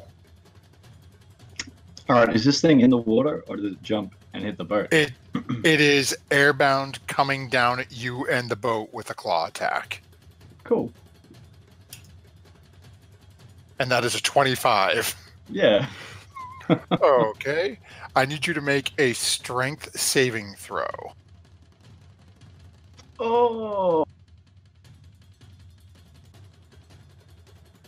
Okay, you are actually okay. So as this thing lands in front of you and gashes its claw across your face and chest as it lands in the water, its face is probably about maybe 3 feet above your head right now as you're in the boat, and it is right up against the boat next to you. The boat sort of swaying. And then actually, okay, for... I know everyone... actually, I'll say, go ahead and Quen and Melik. And actually, I'm going to have Solana make one as well. For the three of you, go ahead and give me dexterity saves, as you guys were all standing and doing some manner of attack as this thing came charging in on the backside. See if everyone manages to keep their place in the boat. It's fairly good construction, so it's not too hard of a check, but Jesus, even if it had been. Digiteer, you just don't know. No, there's a giant lizard right next to it. It could just chomp it and chomp it in half. And it would be all Gizzard's fault.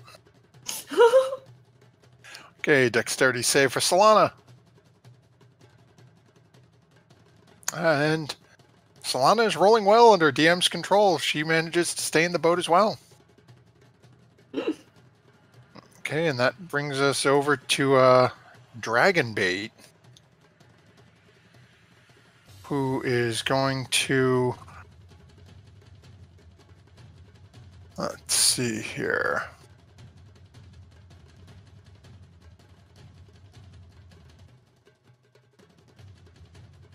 Dragonbait can...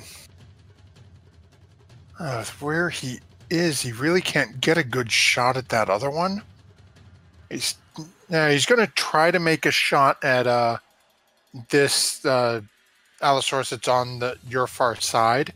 Going to increase that a little bit only because of the weird shot. So we'll go...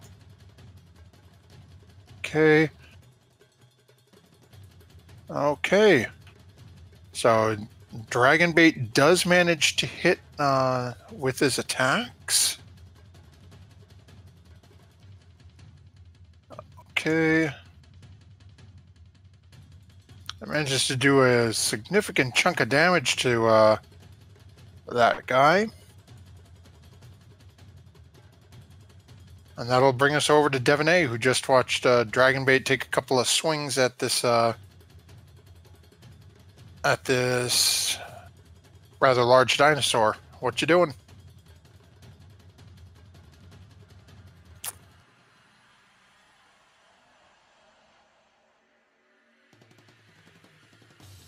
Devonay, we got you. She's going to do much the same thing and hit the one right on our canoe. Oh, okay. So it's a little off. It's sort of at the corner. There's just no good way for me to set that here. So go ahead and make your shot. He's got a little bit of cover for you, so his AC is a little higher than it would normally be. But given the way Devonay typically strikes, I don't see it being too much of a problem for Devonay. Well, it might. I don't know. Oh. Nice. Yeah, there we go. It was my persuasion that took up that. Okay. That one will definitely hit.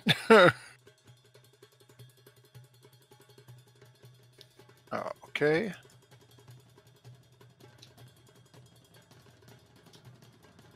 Ooh. Wow, a little rough on that. And do me a favor, roll a D100 for me.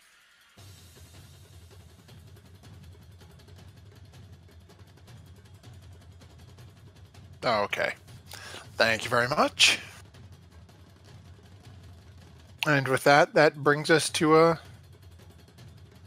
King Gizzard, who has currently got 2 eggs with him and has got a rather large gash across his front of his body from this giant dinosaur. All right, so you said this big daddy boy is leaning over me?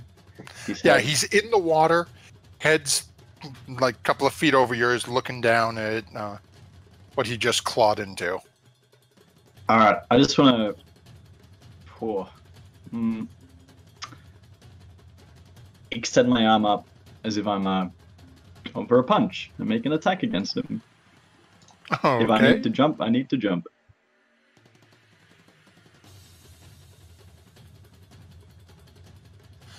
So, okay, so that will actually hit where you are right Alright. in front of him. So go ahead and roll your damage. Can I make this a stunning strike? You can certainly try. Beautiful. So a Constitution saving throw. Okay. Really? Alright, so he's stunned. Okay. And what's To the the end stun of last? my Is it next one turn. round? Until the end of my next turn. Okay. So, given that, another attack with the fist. Okay, so that'll definitely hit. And let's do a... can't remember all the monkey. Flurry of blows. That's the word I'm looking for. Yep. Okay, so And fire away. Gizzard's gonna jump up first with a headbutt. That's still it. And while he's up there, he's just gonna take a chunk out of the side of its neck. Okay, so do me a favor. Give me an athletics check real quick. Okay. Not good. So that not bad. It's didn't need much for your vertical jump. Okay, I need one last thing for you. Roll a d6.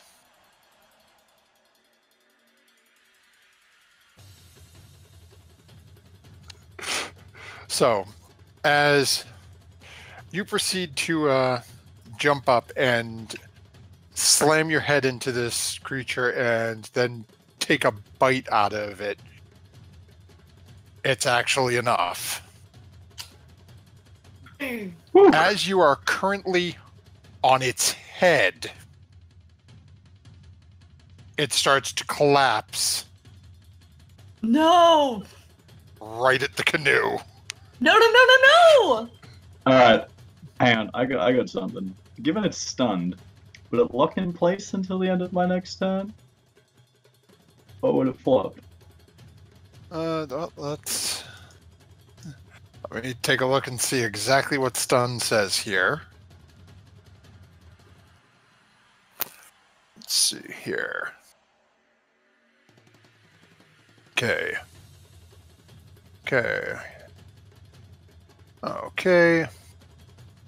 Stunned creature is incapacitated.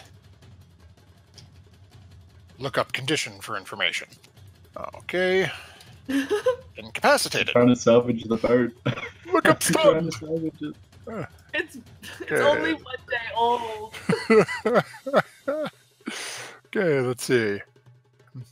Yeah, so all incapacitated means is it can't attack or it can't take actions or reactions, so it's still mobile. Alright, So that's fun. as this creature starts to collapse onto the boat, I need everyone, including you, Gizzard, to make a dexterity save, as this boat is now starting to keel over.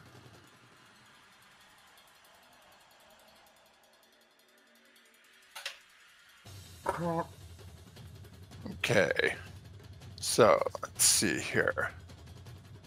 Sokka's okay. Where are we? Dex. Oh, Solana's here. Okay. Solana's okay. Oh, dragon Okay, bait's so- in the water. Yep, so Gizzard's okay. Melik, you have fallen off. No! Oh my god! Devon A has fallen off. Quen is okay. Azaka's okay. Solana's okay. Dragonbait's in the water. So as the this creature slams into the back portion of the canoe with an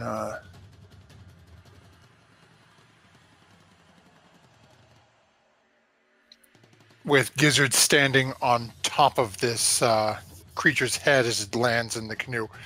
The canoe bucks wildly, and do me a favor, Gizzard. Roll a D100 for me.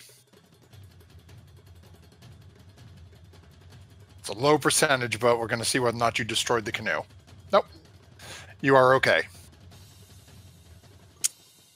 So you have knocked some people off of the canoe. They are in the water, but the canoe itself is still in peace.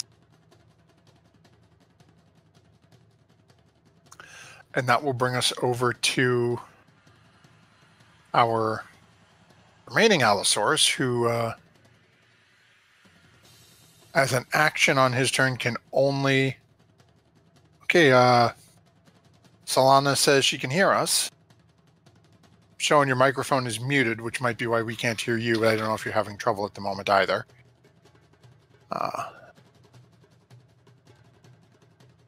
And it is not going to be able to break out of this, so it is still stuck there. Can you hear me now? Hey, we got you now. Ah, yes. I decided to die. And then my other computer decided not to work. Oh, we got you back here. You actually managed to hold that Allosaurus you want to entangle. In Yay! place. And you survived a, whatchamacallit, a dexterity save to get knocked into the river, unlike 3 of your party. Oh. Okay. So with that, okay. And Azaka is going to fire off twice with her longbow. 1. Okay. What is your inspiration die, Malik? D6. D6, okay. Let's see if that's enough to get her to hit on the second. Okay, so both attacks will hit. Yeah. So thanks Awesome. to Malik's inspiration there, this Allosaurus that is currently floundering in the entangled vines, courtesy of Solana, is looking in very rough shape. Now, as we come to Malik's turn at the start, you find yourself completely ill-prepared and thrown into the water. Right. Malik, I need you to make a Constitution saving throw for me. Oh, close your mouth. Constitution. Oh, that's right. I forgot. Oh no. Oh no. Alrighty then. Okay. So, what are you doing? Get me back in the boat. I'm swallowing leeches. Okay, so as you climb, as you pull yourself up on back into the boat, it's coughing up a little bit of the dark, sort of mucky river water. And as you look around, you see Devonay, Dragonbait are still down in the water.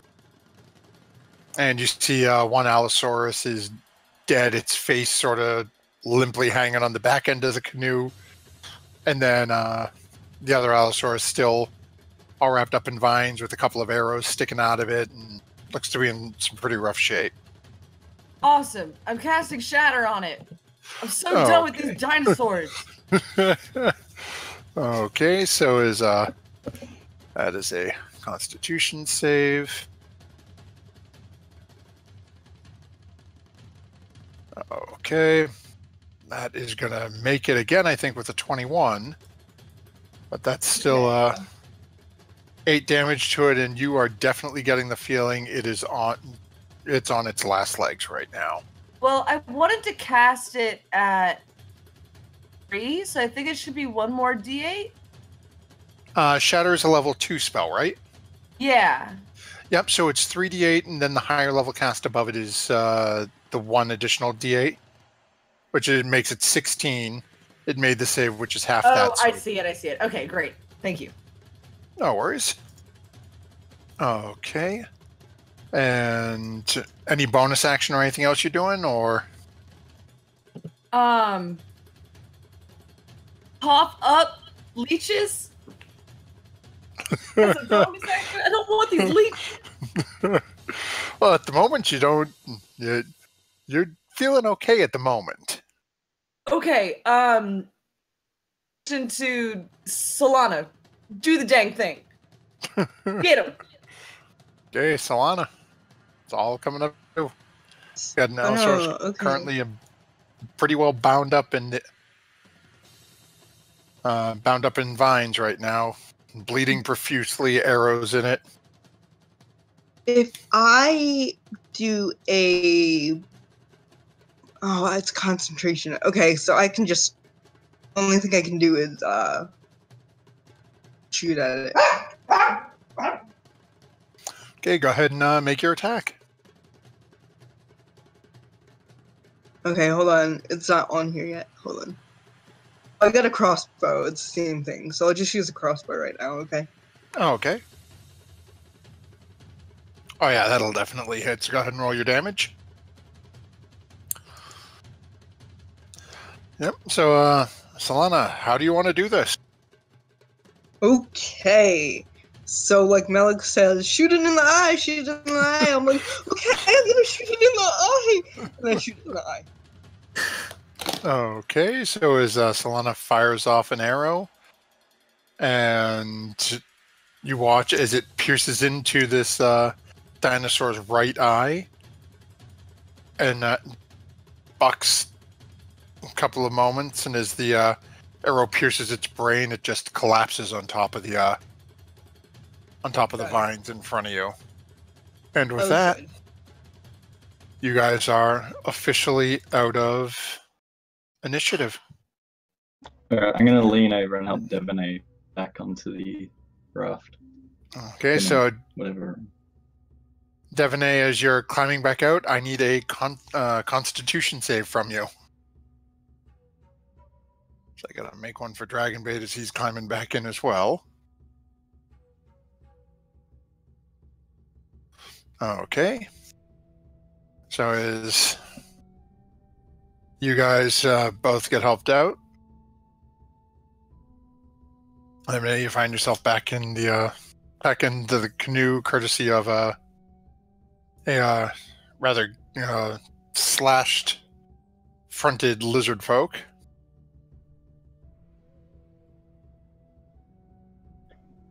I'm gonna kick that dinosaur's head off the back of the boat into the swampy water. Just to get it off the... Yep. As you watch as the head sort of slowly sinks down into the water, you guys in the canoe continue along your path. Gizzard watching out the back with your arms around your two babies. You notice after a couple of seconds you start seeing the water roiling a little bit, and you start to see a little more blood seep up as something that's in the river has decided to make a meal out of that Allosaurus. Good riddance. Ugh. And then as you guys continue along your travels,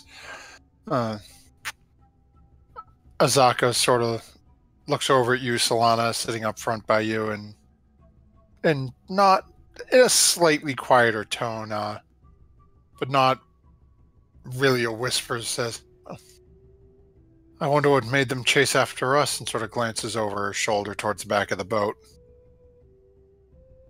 Yeah, I don't know. And with that, I'll say, Mr. Producer, follow the bouncing flag for we head back onto the map. Maybe they were just angry today. And Asaka just sort of shakes her head and goes back to focusing on the navigating with the group here. As you guys are traveling along the way,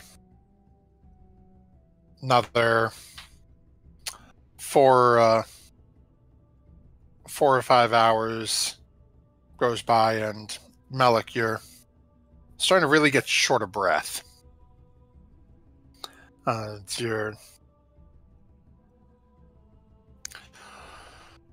I remember mechan- this happening to Solana, right? Yeah, you're pretty sure that this is something you've got to lay down. You've got to take a rest, and hopefully you can kick it in a day or two. You know, from when Solana had it, Solana, I think you kicked it the first night, so you know it's not too hideous of a problem, but you do know it's something you need a little bit of time to get over. This is the worst herbalism kit ever. As mechanically speaking, you now currently have 1 level of exhaustion. Okay, well, I'm laying down in the boat. Like, I'm a little bit of a drama queen about it, but like, don't worry about me. I'm fine. I'm fine. Yeah, it's gross, isn't it? You Yes. Yeah, don't think about them crawling. It is totally the Ron Weasley coughing up leeches or the slugs. Oh no! That sort of feeling in your throat. So you're currently 1 level of exhaustion, which is just disadvantage on ability checks currently. Okay. So you no guys concerts for a while. You guys continue along, traveling through the remainder of the day. As you guys are going through Gizzard, you get to a point where you see a somewhat bloated corpse of what appears to be some sort of giant snake along the northern bank of the river that you're currently sailing along.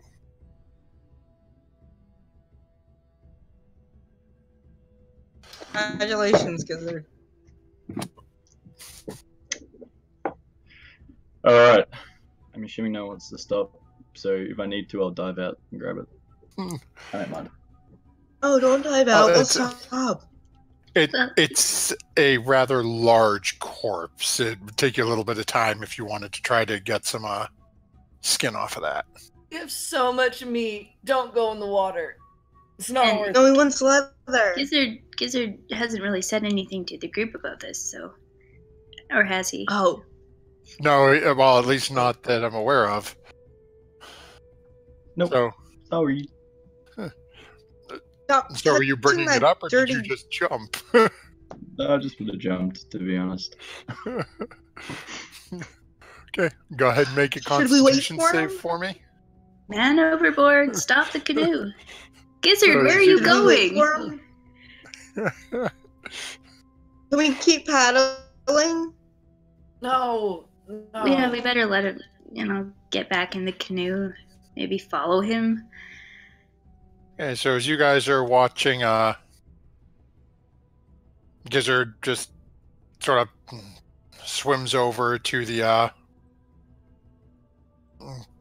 other bank, where now you guys notice there is a rather large corpse of what appears to be a long dead snake that he is now starting to butcher, or I should say skin, more precisely. So go ahead and make me a survival check, Gizzard, so we can see how well you do with this.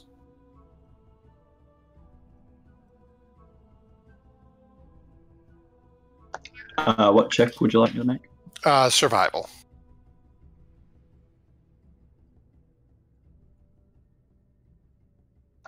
It'll happen slowly.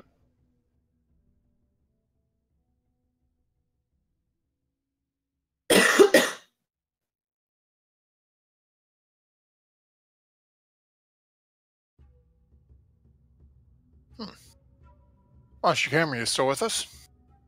I lost all the cameras. Oh, there we go. Oh, no, he's gone. Yeah, we just lost our Gizzard. So let's see here. Get him pulled up here.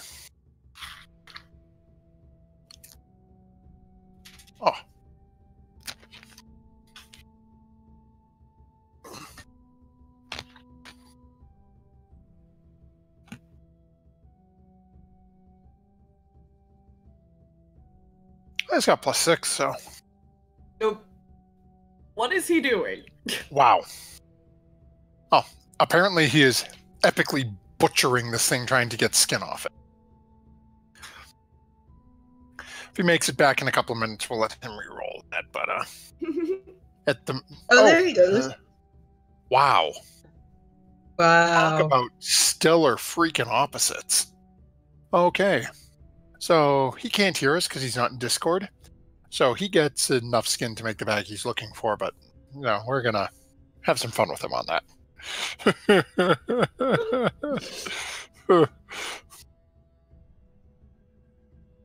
And yes, Digitio, I wish he rolled a 1 and didn't survive, but apparently his roll came through.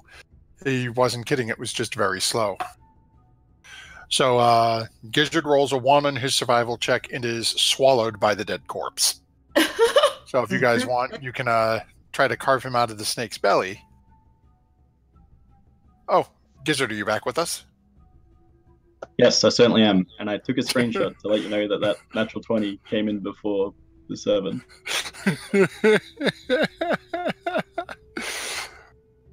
Oh, wow. That is funny as hell, because on mine it's backwards. Yeah, me too. Yeah. Everyone except for JJ. That's funny as heck. So yeah, in all honesty, though, you easily managed to carve out enough of the skin to make yourself the satchel you're looking to. Beautiful. And then to the rest of the group, as he's been over this has taken probably about a half an hour or so for him to carve this out of this thing. Did you guys pull over? Did you guys just keep on moving down, or sort of just drop anchor in the middle and make him swim back? Definitely would pull over. That's what she would vote for. Definitely not in charge of the boat. Exactly.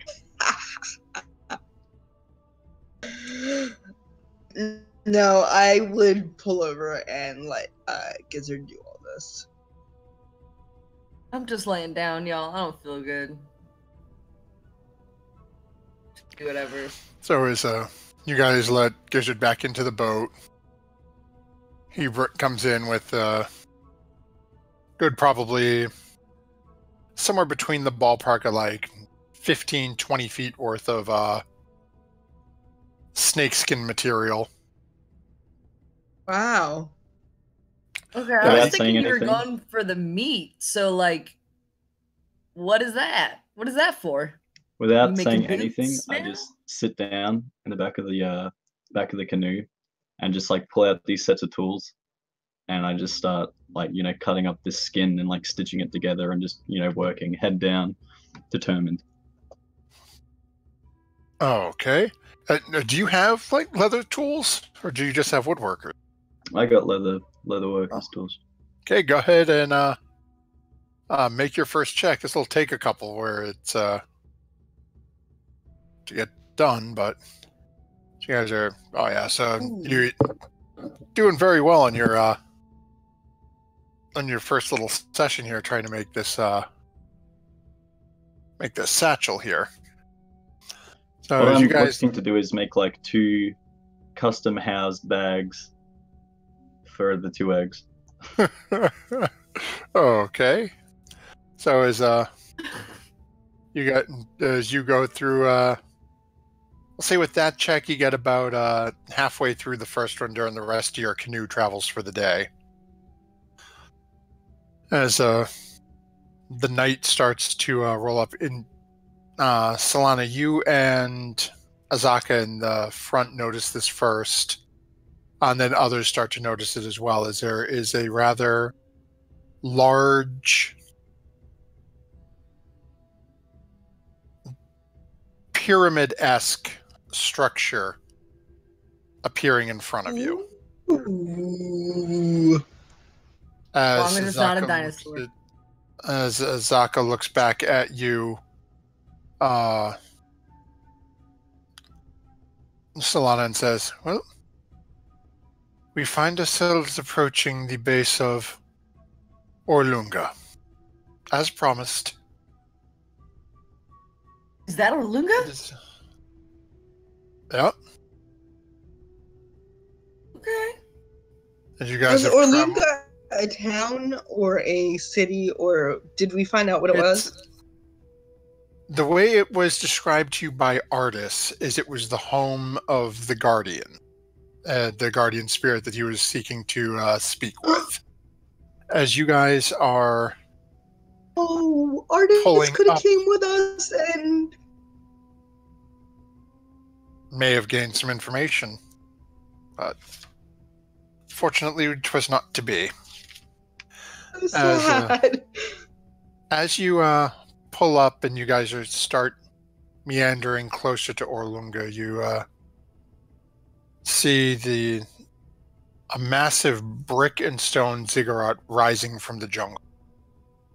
2 staircases angle up and across the front face of it, one from the right, the other from the left, to meet on a landing about 30 feet above your heads. And the layout repeats on the 2nd level and then again on the 3rd level, but with each successive layer adding less height than the one below it. The 4th level looks to be somewhere like 55, 60 feet above where you currently are floating along this river and sort of heading over towards the bank at the base of it. The jungle there is no real clearing leading up to the ruins of this ancient city. The jungle and trees claiming everything right up to the base of this giant ziggurat. The first flights of steps as you guys sort of pull the canoe over and start to pile out of it, from what you can see is the sun is starting to creep down in the distance. The first level seems to be choked with heavy creepers, tree roots, vines, flowers. It looks like at one point as you're looking at the ground, there's different little specks and areas that look like cobblestone, potentially streets at one time, but what may have been a city long ago seems to have been reclaimed by the jungle many, many years ago.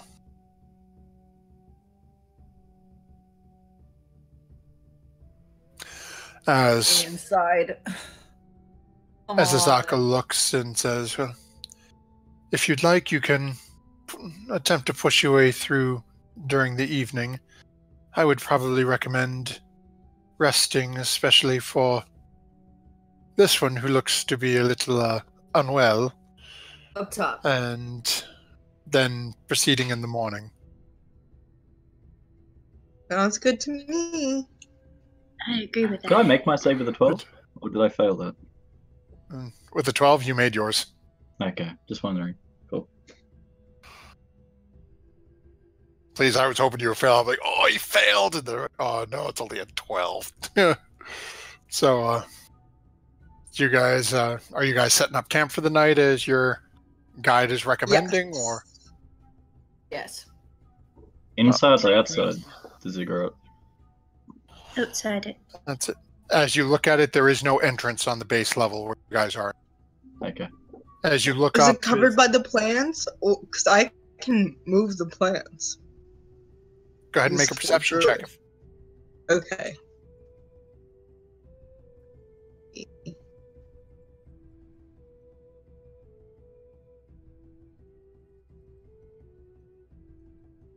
Okay, so as you poke around a little bit, you really don't see anything at the base. As you're looking up towards the top, you can see up at the 4th level there does appear to be an entrance on it. Okay. So the first one is 30 feet up.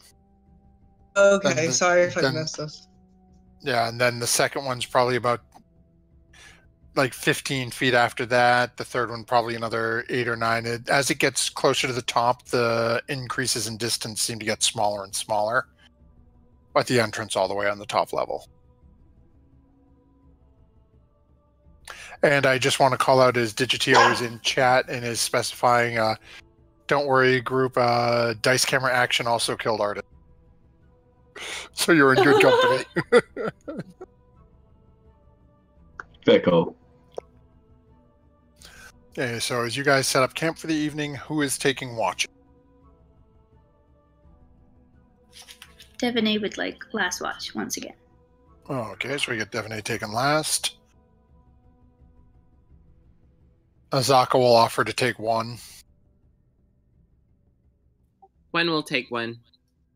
Okay.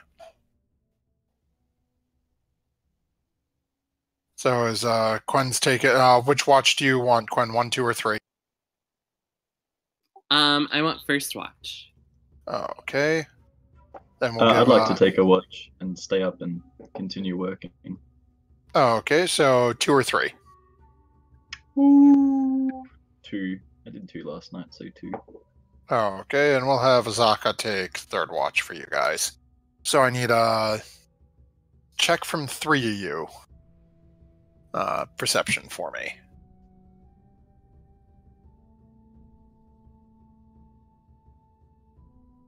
And then we need Azaka to make hers.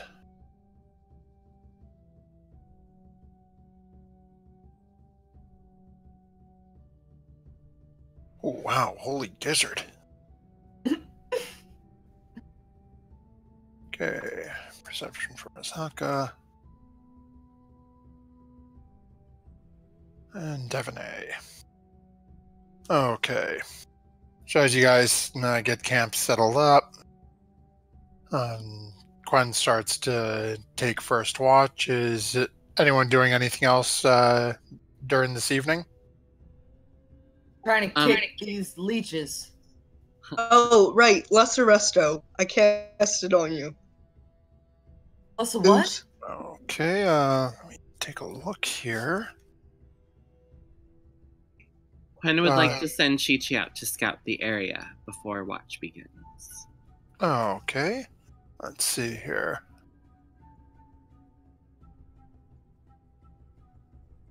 Okay. Okay, so as you cast a spell and you feel this warm glow travel through your hand into and focused on Melik's throat as you're fully aware of what Melik is going through. The warm glow fades, and Melik, you really don't feel any better. What was that? Magic. Okay, well, great.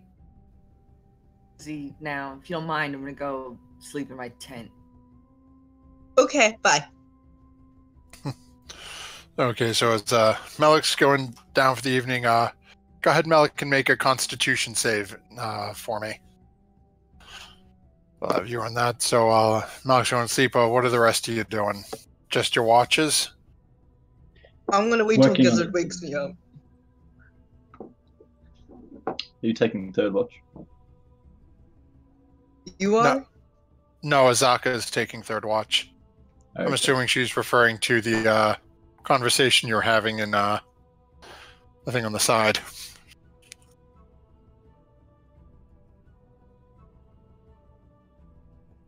Yes. So as Quen, as you send Chi-Chi out to sort of scout around for you, Chi-Chi vanishes for about a half an hour, comes back. Doesn't seem to be anything really noticeable in the area. Chi-Chi didn't really go, didn't really search the whatchamacallit, the Ziggurat, or go too far in that way. More focused on the area around you, where you guys have camp set up right now. Oh, okay.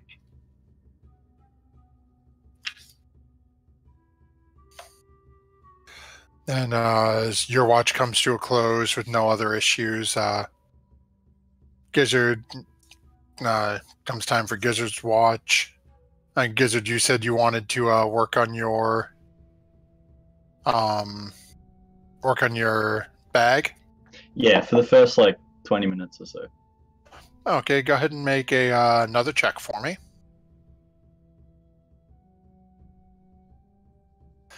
Okay.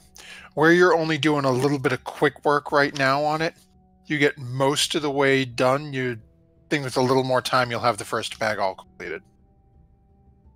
Lovely. And after that 20 minutes, I look back and, checking everyone's asleep. And then I wander over to Solana, just kind of lightly shake her awake. I go, okay, let's go. And can I cast before I go into a shape, or does that not count? Yep. Okay, I'm gonna cast Spider Climb on Gizzard into a spider. Okay. And what are you guys doing? I'm just gonna follow him because I can't talk. I'm gonna climb up the side of this Ziggurat, this stone temple, to the closest entrance I can find.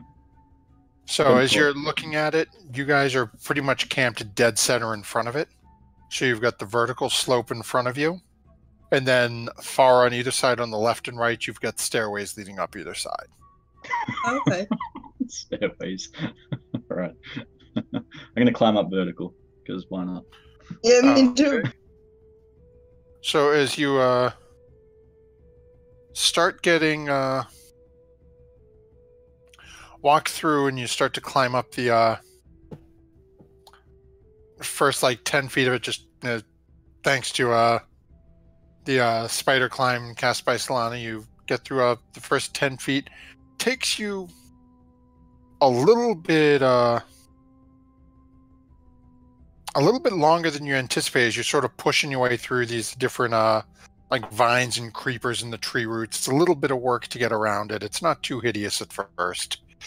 As you get past 10 feet, all of a sudden you start getting scratched by thorns and all manner of different thorns and little barbs in the roots, just minor little irritations. You continuing along the way?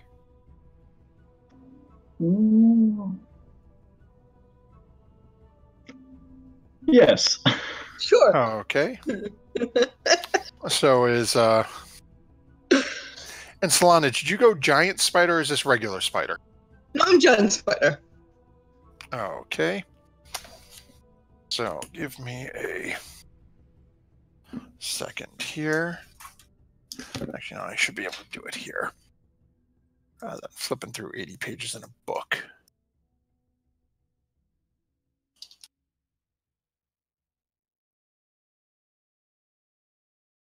Okay. So as you guys continue up and you push through again these little nicks and cuts and continuing along this path you're trudging for yourself, you are now taking 1 damage per foot you're continuing along this path. So as you get up about 10 feet, you have you've taken 10 damage getting up that high.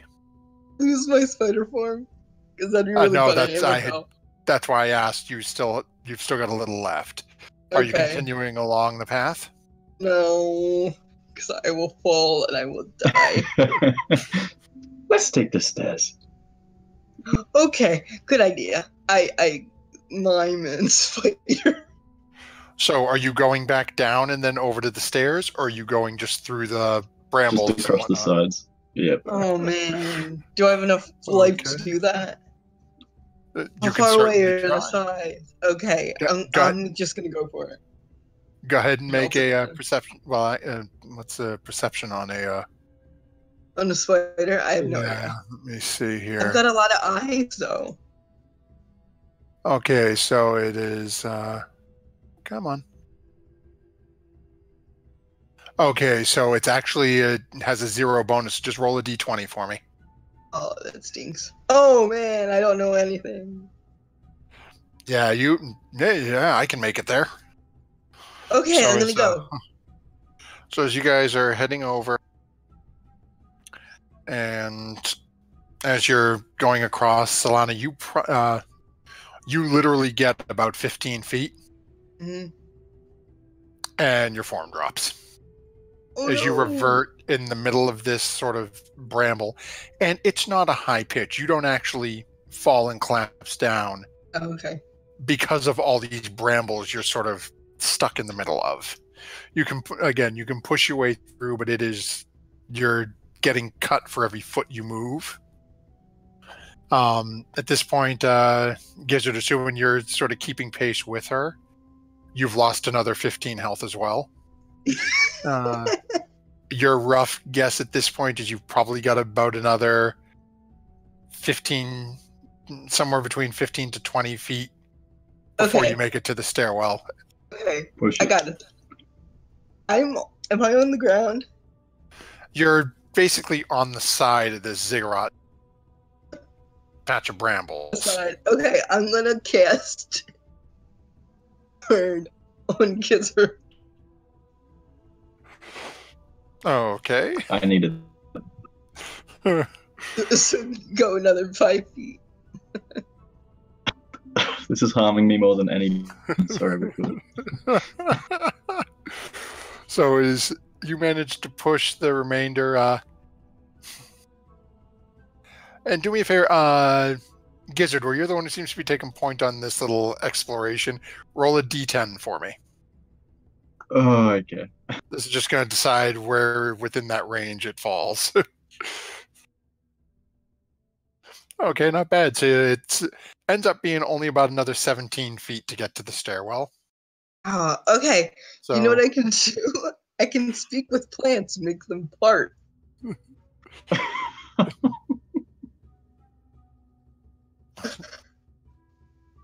These plants, make my way down and meet Gizzard on the stairs. Can I do that?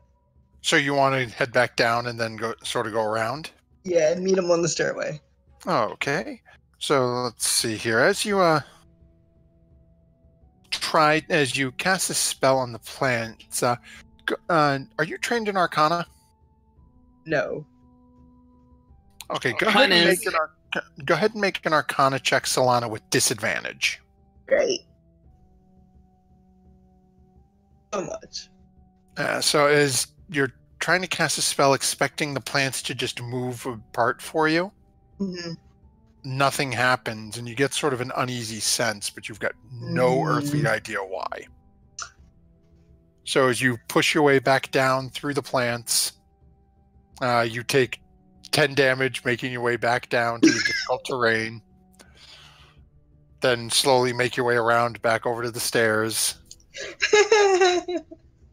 As you manage to catch up with Gizzard, who is now on the stairwell, as the two of you sort of meet at that first point, you notice a small, little, almost minuscule, black and white little figure. As you've seen these creatures before, and you've seen one frequenting Quen's shoulder. As a small Chewinga is standing on the steps. And as you're looking at it... I give it a piece of coral. Okay, as you're looking at it, the mask on its face sort of resembles almost looking like a Triceratops face. Oh, that's kind of scary. As you're looking at for a couple... I killed you, Gizzard. Sorry. Thank you so much. No worries. As you're looking at it, you see, as you reach down, you see it has a large orange in one hand and a purple orchid in the other. As it looks at the two of you and then takes off in a sprint up the stairs.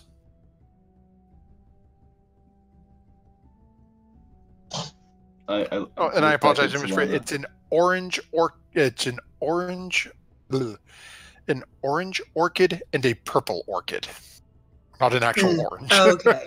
Okay. Right. I look back at Solana and let's go. And I start running after it. I run too. Okay.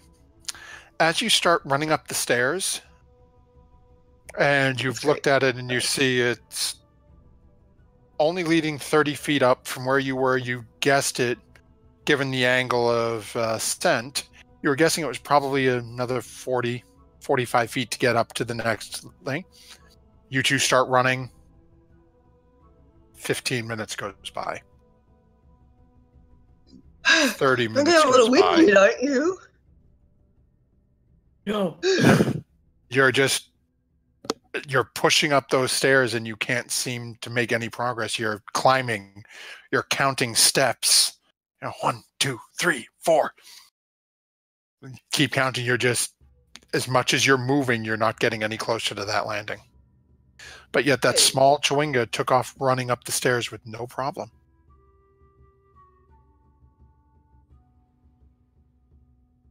I do not like this. It is infuriating me. Are you gonna quit on me? King Gizzard does not quit. He's not gonna blow all my spells. Turn into a gas. And go up Okay. the stairs. Okay, so as you start taking off, turn into your gaseous form and take off flying at your nice leisurely 10 feet speed. And as you're taking off, you try flying right along the stairs, and you notice you're moving along. Gizzard, are you trying to keep pace with her? Yes. So as you two are going, you get much easier. You're watching Gizzard. His legs are moving, stepping up. You're floating along. But as you guys keep watching that landing, and it's just not getting any closer to you. As you turn and look behind you, you're not putting any distance on the ground behind you either. Okay. What have you brought? Gizzard, what do you want to do? Down escalator or something? You were on the wrong escalator. Oh yeah. Should I go around to the other set of stairs?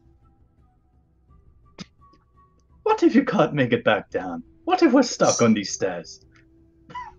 You? Oh my god.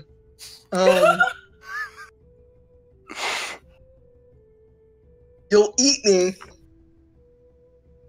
I need to survive somehow. Yeah. Well, so do I. Oh.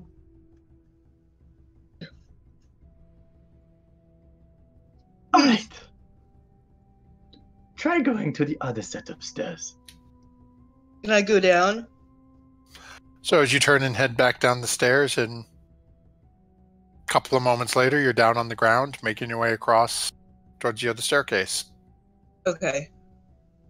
It takes you a little while because you're slow due to the form you're in. You make your way over to the other staircase eventually. As you get to the other set and you're heading back up that set of stairs. Okay, so as you start walking up that set of stairs and sort of look over, you can see Gizzard off in the distance. Gizzard, what would you be doing over the 15, 20 minutes it takes to climb up that it takes her to get over to the other stairs? I'd be trying different ways to climb up the stairs. I'd be tiptoeing, and then I'd take an extra step. So take 2 stairs instead of 1 stair. I'd try jumping. I'd try to crawl up. I'd walk backwards up the stairs, eyes closed. So is Gizzard's doing all this, and Solana, as you get to the other stairs and you sort of watching and look over at Gizzard occasionally, you can see him doing these different things. And it's not, looks like he's just moving, he's running on air basically. He's just seemingly stuck where he is. As you proceed to start coming up the other stairs, as you finally reached over there in your gaseous form, you see another small black and white Chewinga, this one likewise holding 2 of the orchids, one orange, one purple in its hand, and as it looks up at you in your gaseous form and sort of starts and takes running off up the stairs away from you. Okay, I turn out of my gaseous form. Gizzard hear me from where I am? Gizzard, go ahead and make a perception check. See whether or not you'd hear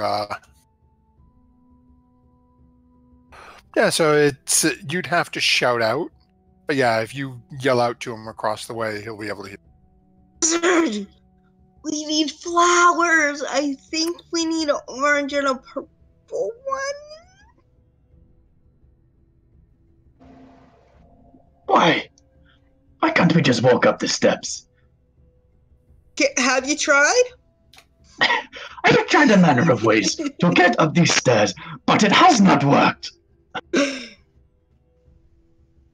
Up on the second level, I could attach my thorn whip to. Okay, so as you go ahead and cast Thorn Whip up onto the second level, as you cast the spell, you reach out, pick the point within your distance, and will the Thorn Whip to appear, and you're aiming at yourself, I'm assuming? Yeah, I'm gonna try to, like, you know how it brings stuff halfway distance? Yeah, so you're looking to catch it and Move basically myself yank up, yourself. yeah. So as you reach out and you cast it, you cast the spell and you can feel the energy take hold, but the Thorn Whip doesn't appear. Okay. I think we're All right. cursed. In a fit of frustration, Gizzard's got his torch, because obviously you can't see in the dark. He's going to lean over and attempt to set all the thick brush and thorns on fire on the side of this ziggurat. Okay. It's going to burn. If I can't get in, it's going to burn. As you Some men Drive just your, want to watch the world burn. in front of a druid of all Yes. people. They're just thorns. As JJ, as Gizzard thrusts his torch into this I'm okay with it. It's section of magical. bramble, and you watch as, after a couple of seconds, some of the dried roots and brambles start to catch flame, and you notice the fire, while it spreads a little bit in the immediate vicinity, it's not really blasting out along the side like you'd expect it would. All right, And to as help you this watch along, over- I'm going to say oil into this alchemy jug and toss it onto the thorns. All right. You're chucking the alchemy jug, or you're sort of No, the like oil. holding it? Just Okay. I'm tipping it over the side onto the thorns, getting it to spread. So go ahead and make a we'll call this a strength check, just as you're trying to like shake it out over there, see how widespread you're setting this oil fire. Well, he's setting an oil fire. Can I see if there are any flowers in the area? Sure. So as you Before they get Oh, he- destroyed. so as Yeah, you're no one took the flowers. as you're looking around real quick, you don't notice. You don't see any in the actual like brambles and whatnot. In that trouble section of the ziggurat you were having problems with. But as you look back towards the jungle, you can see that down at the base near where you guys set up camp, there is a good number of all manner of like floral plants in there. You think you'll probably have to go down and look there to see if you can find them. And yes, at this point, we are probably getting close, if not running into third watch Devonay. But Gizzard is still up lighting fires, so No, Azaka who had is third watch? currently- It was a Azaka. Okay. All right. And guide, just, so- I'm just Keep wondering, watch on stuff. because often We're looking at Devonay stuff. would be awake during third watch because she would Oh, sleep okay. during the first Tra- 4. Yeah, the trance. I keep forgetting the elves. So yeah, as at this point, Devonay, as you start to come to for as your trance is ending, and your eyes open, and you don't see. Well, go ahead and make a perception check. This will be separate from your actual one for your watch. So, as you wake up and you open your eyes, you can see Azaka is still asleep over in her tent. You don't notice Gizzard at first. And then you realize just how bright it is out here. And as you turn and look towards the Ziggurat, you notice, as you're looking at it, pretty much camped almost dead center looking towards this thing. The right-hand side of the first, basically the base of this, from where the stairs are to probably about 20-25 feet over, is completely ablaze. Now, Gizzard, from your point standing right beside this fire, it's burning bright, it's burning hot, but the plants are not withering. Okay. Alright. I'm blowing on it to try and get it to spread.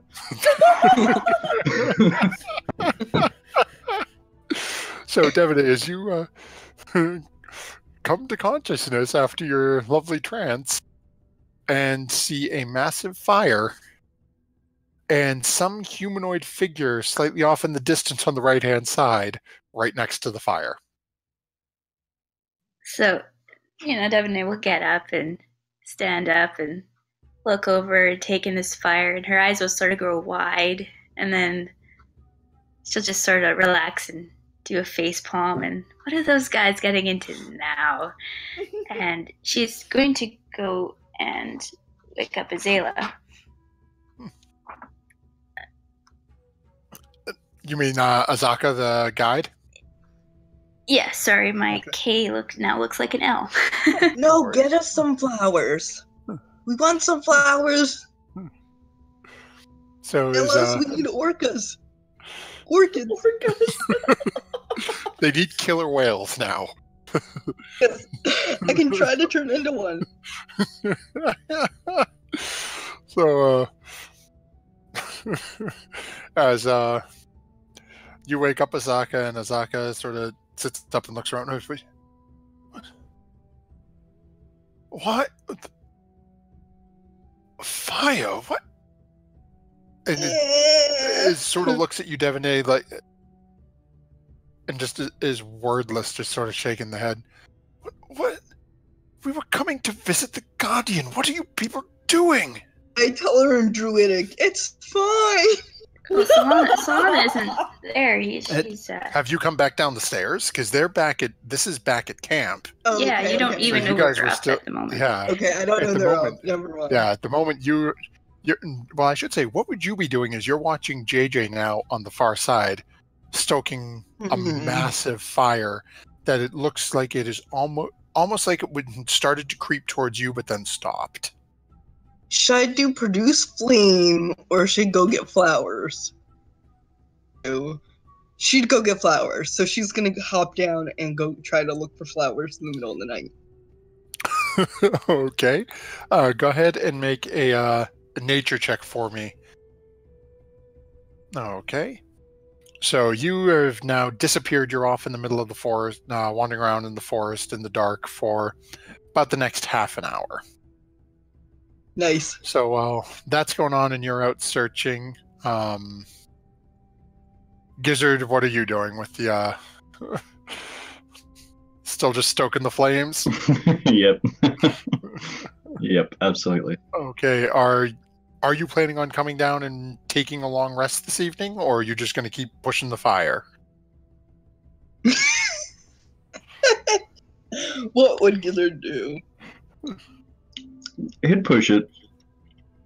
Alrighty then. So it looks like Gizzard's going to have one long day. So at this point, Azaka is, after being awoken by Devonay, is just gonna look at Devonay. Well, I really don't know how to deal with this. We should probably put out the fire, as we're coming to visit someone at their home. What sort of idiot would try to burn someone's home down when you're going to see them? Devine look at her and say, well, I'm not sure which one of my party did it, but welcome to what I get to live with. And should we go investigate? Because I guess we're not doing much good just standing around here. I suppose we can leave the rest of these and...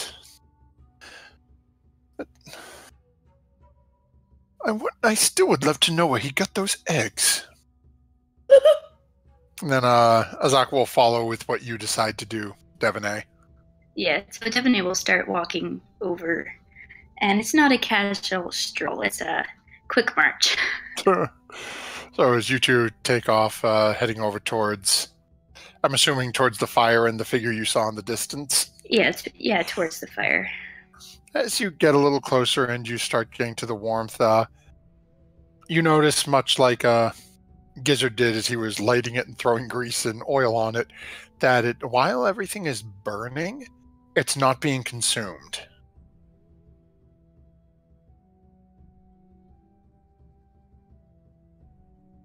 And as you get closer to the fire, and you can see this as you look up, you see Gizzard standing there. Are you still blowing on the fire, trying to spread it? Yes. I'm fanning it a little bit. Gizzard, and just short and sharp. Gizzard! Come help me get up these stairs. I've been trying for over an hour now. I am losing my mind. Gizzard, we were going to do that in the morning. You should go to bed. How can we do it in the morning if we can't get up the stairs? Gizzard, we're going to do that in the morning. Can I come You flying should go out to of the bed. forest and go, I found flowers!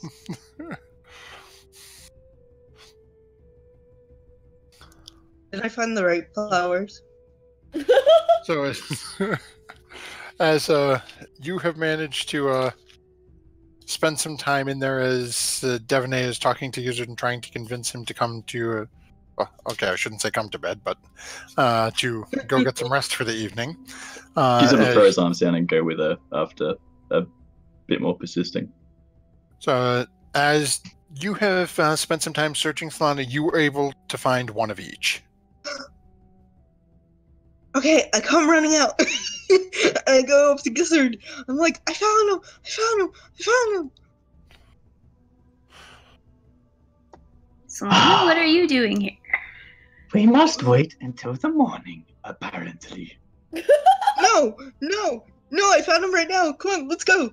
Solana, why are you in a rush? We're going up the side of the Ziggurat without everyone. We were going to do that in the morning. We do that all together. Like a group. Boy, remember the time we explored that temple and I saved you? Your life? Solana, somebody actually lives here. This is a house. Oh, it is? Yes. Oh. Ow. I feel bad now. Well, I think it looks a lot better than it did before. Gizzard, you tried to start a fire to somebody's house. We want this person to actually like us. Woodcraft, and I try to plant a little flowery vine stuff over what Gizzard burned. Does it work? I think it might still be on fire. It's still on fire? Yeah, he dumped gallons of oil on this. This is burning. It's not consuming anything. So as you look at it, it is literally, it's like somebody made a propane or a natural gas structure that was meant to look like plants, and it's just spewing fire out of it. All the vines, the brambles, and everything are... In an attempt to put this fire out, Gizzard's going to lick his fingers and try and snuff it out like a candle. And when that obviously doesn't work, he's just going to shrug. I tried. And walk down the stairs. I have no water. So, Definitely is curious though. Solana, why were you getting flowers? the little man had them to go up the side of the. Oh, like Quinn's little man thing. Yeah, Chi-Chi. Yeah. Okay. Well, they have flowers, and they run up the side of the tower. Can I see the flowers? Or did you already throw them in the fire? I think we may have just lost Solana. Sarah, you still with us? I'm here. Okay, we got Quen back. We lost Solana, I think, though.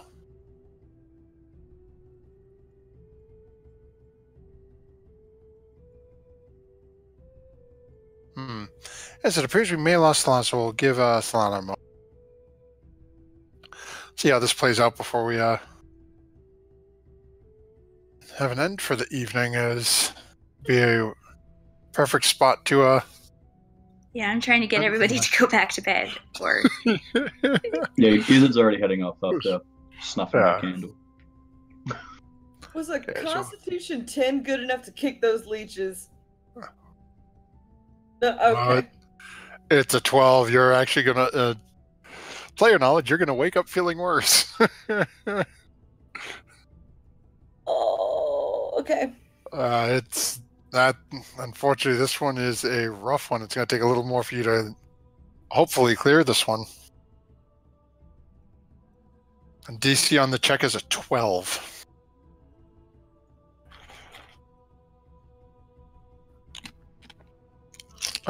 Okay, so we've got we're getting a typed message. So Solana's gonna basically hang her head in shame as apparently we are having connection issues and is gonna head down to camp. So what I will say, where it appears we're having some connection issues for Sarah this evening.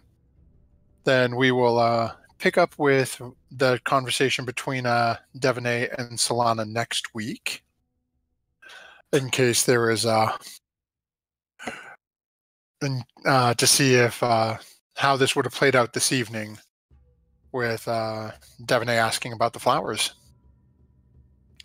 But with that, is the depending on how that conversation goes, the party making their way back to camp for the remainder of the night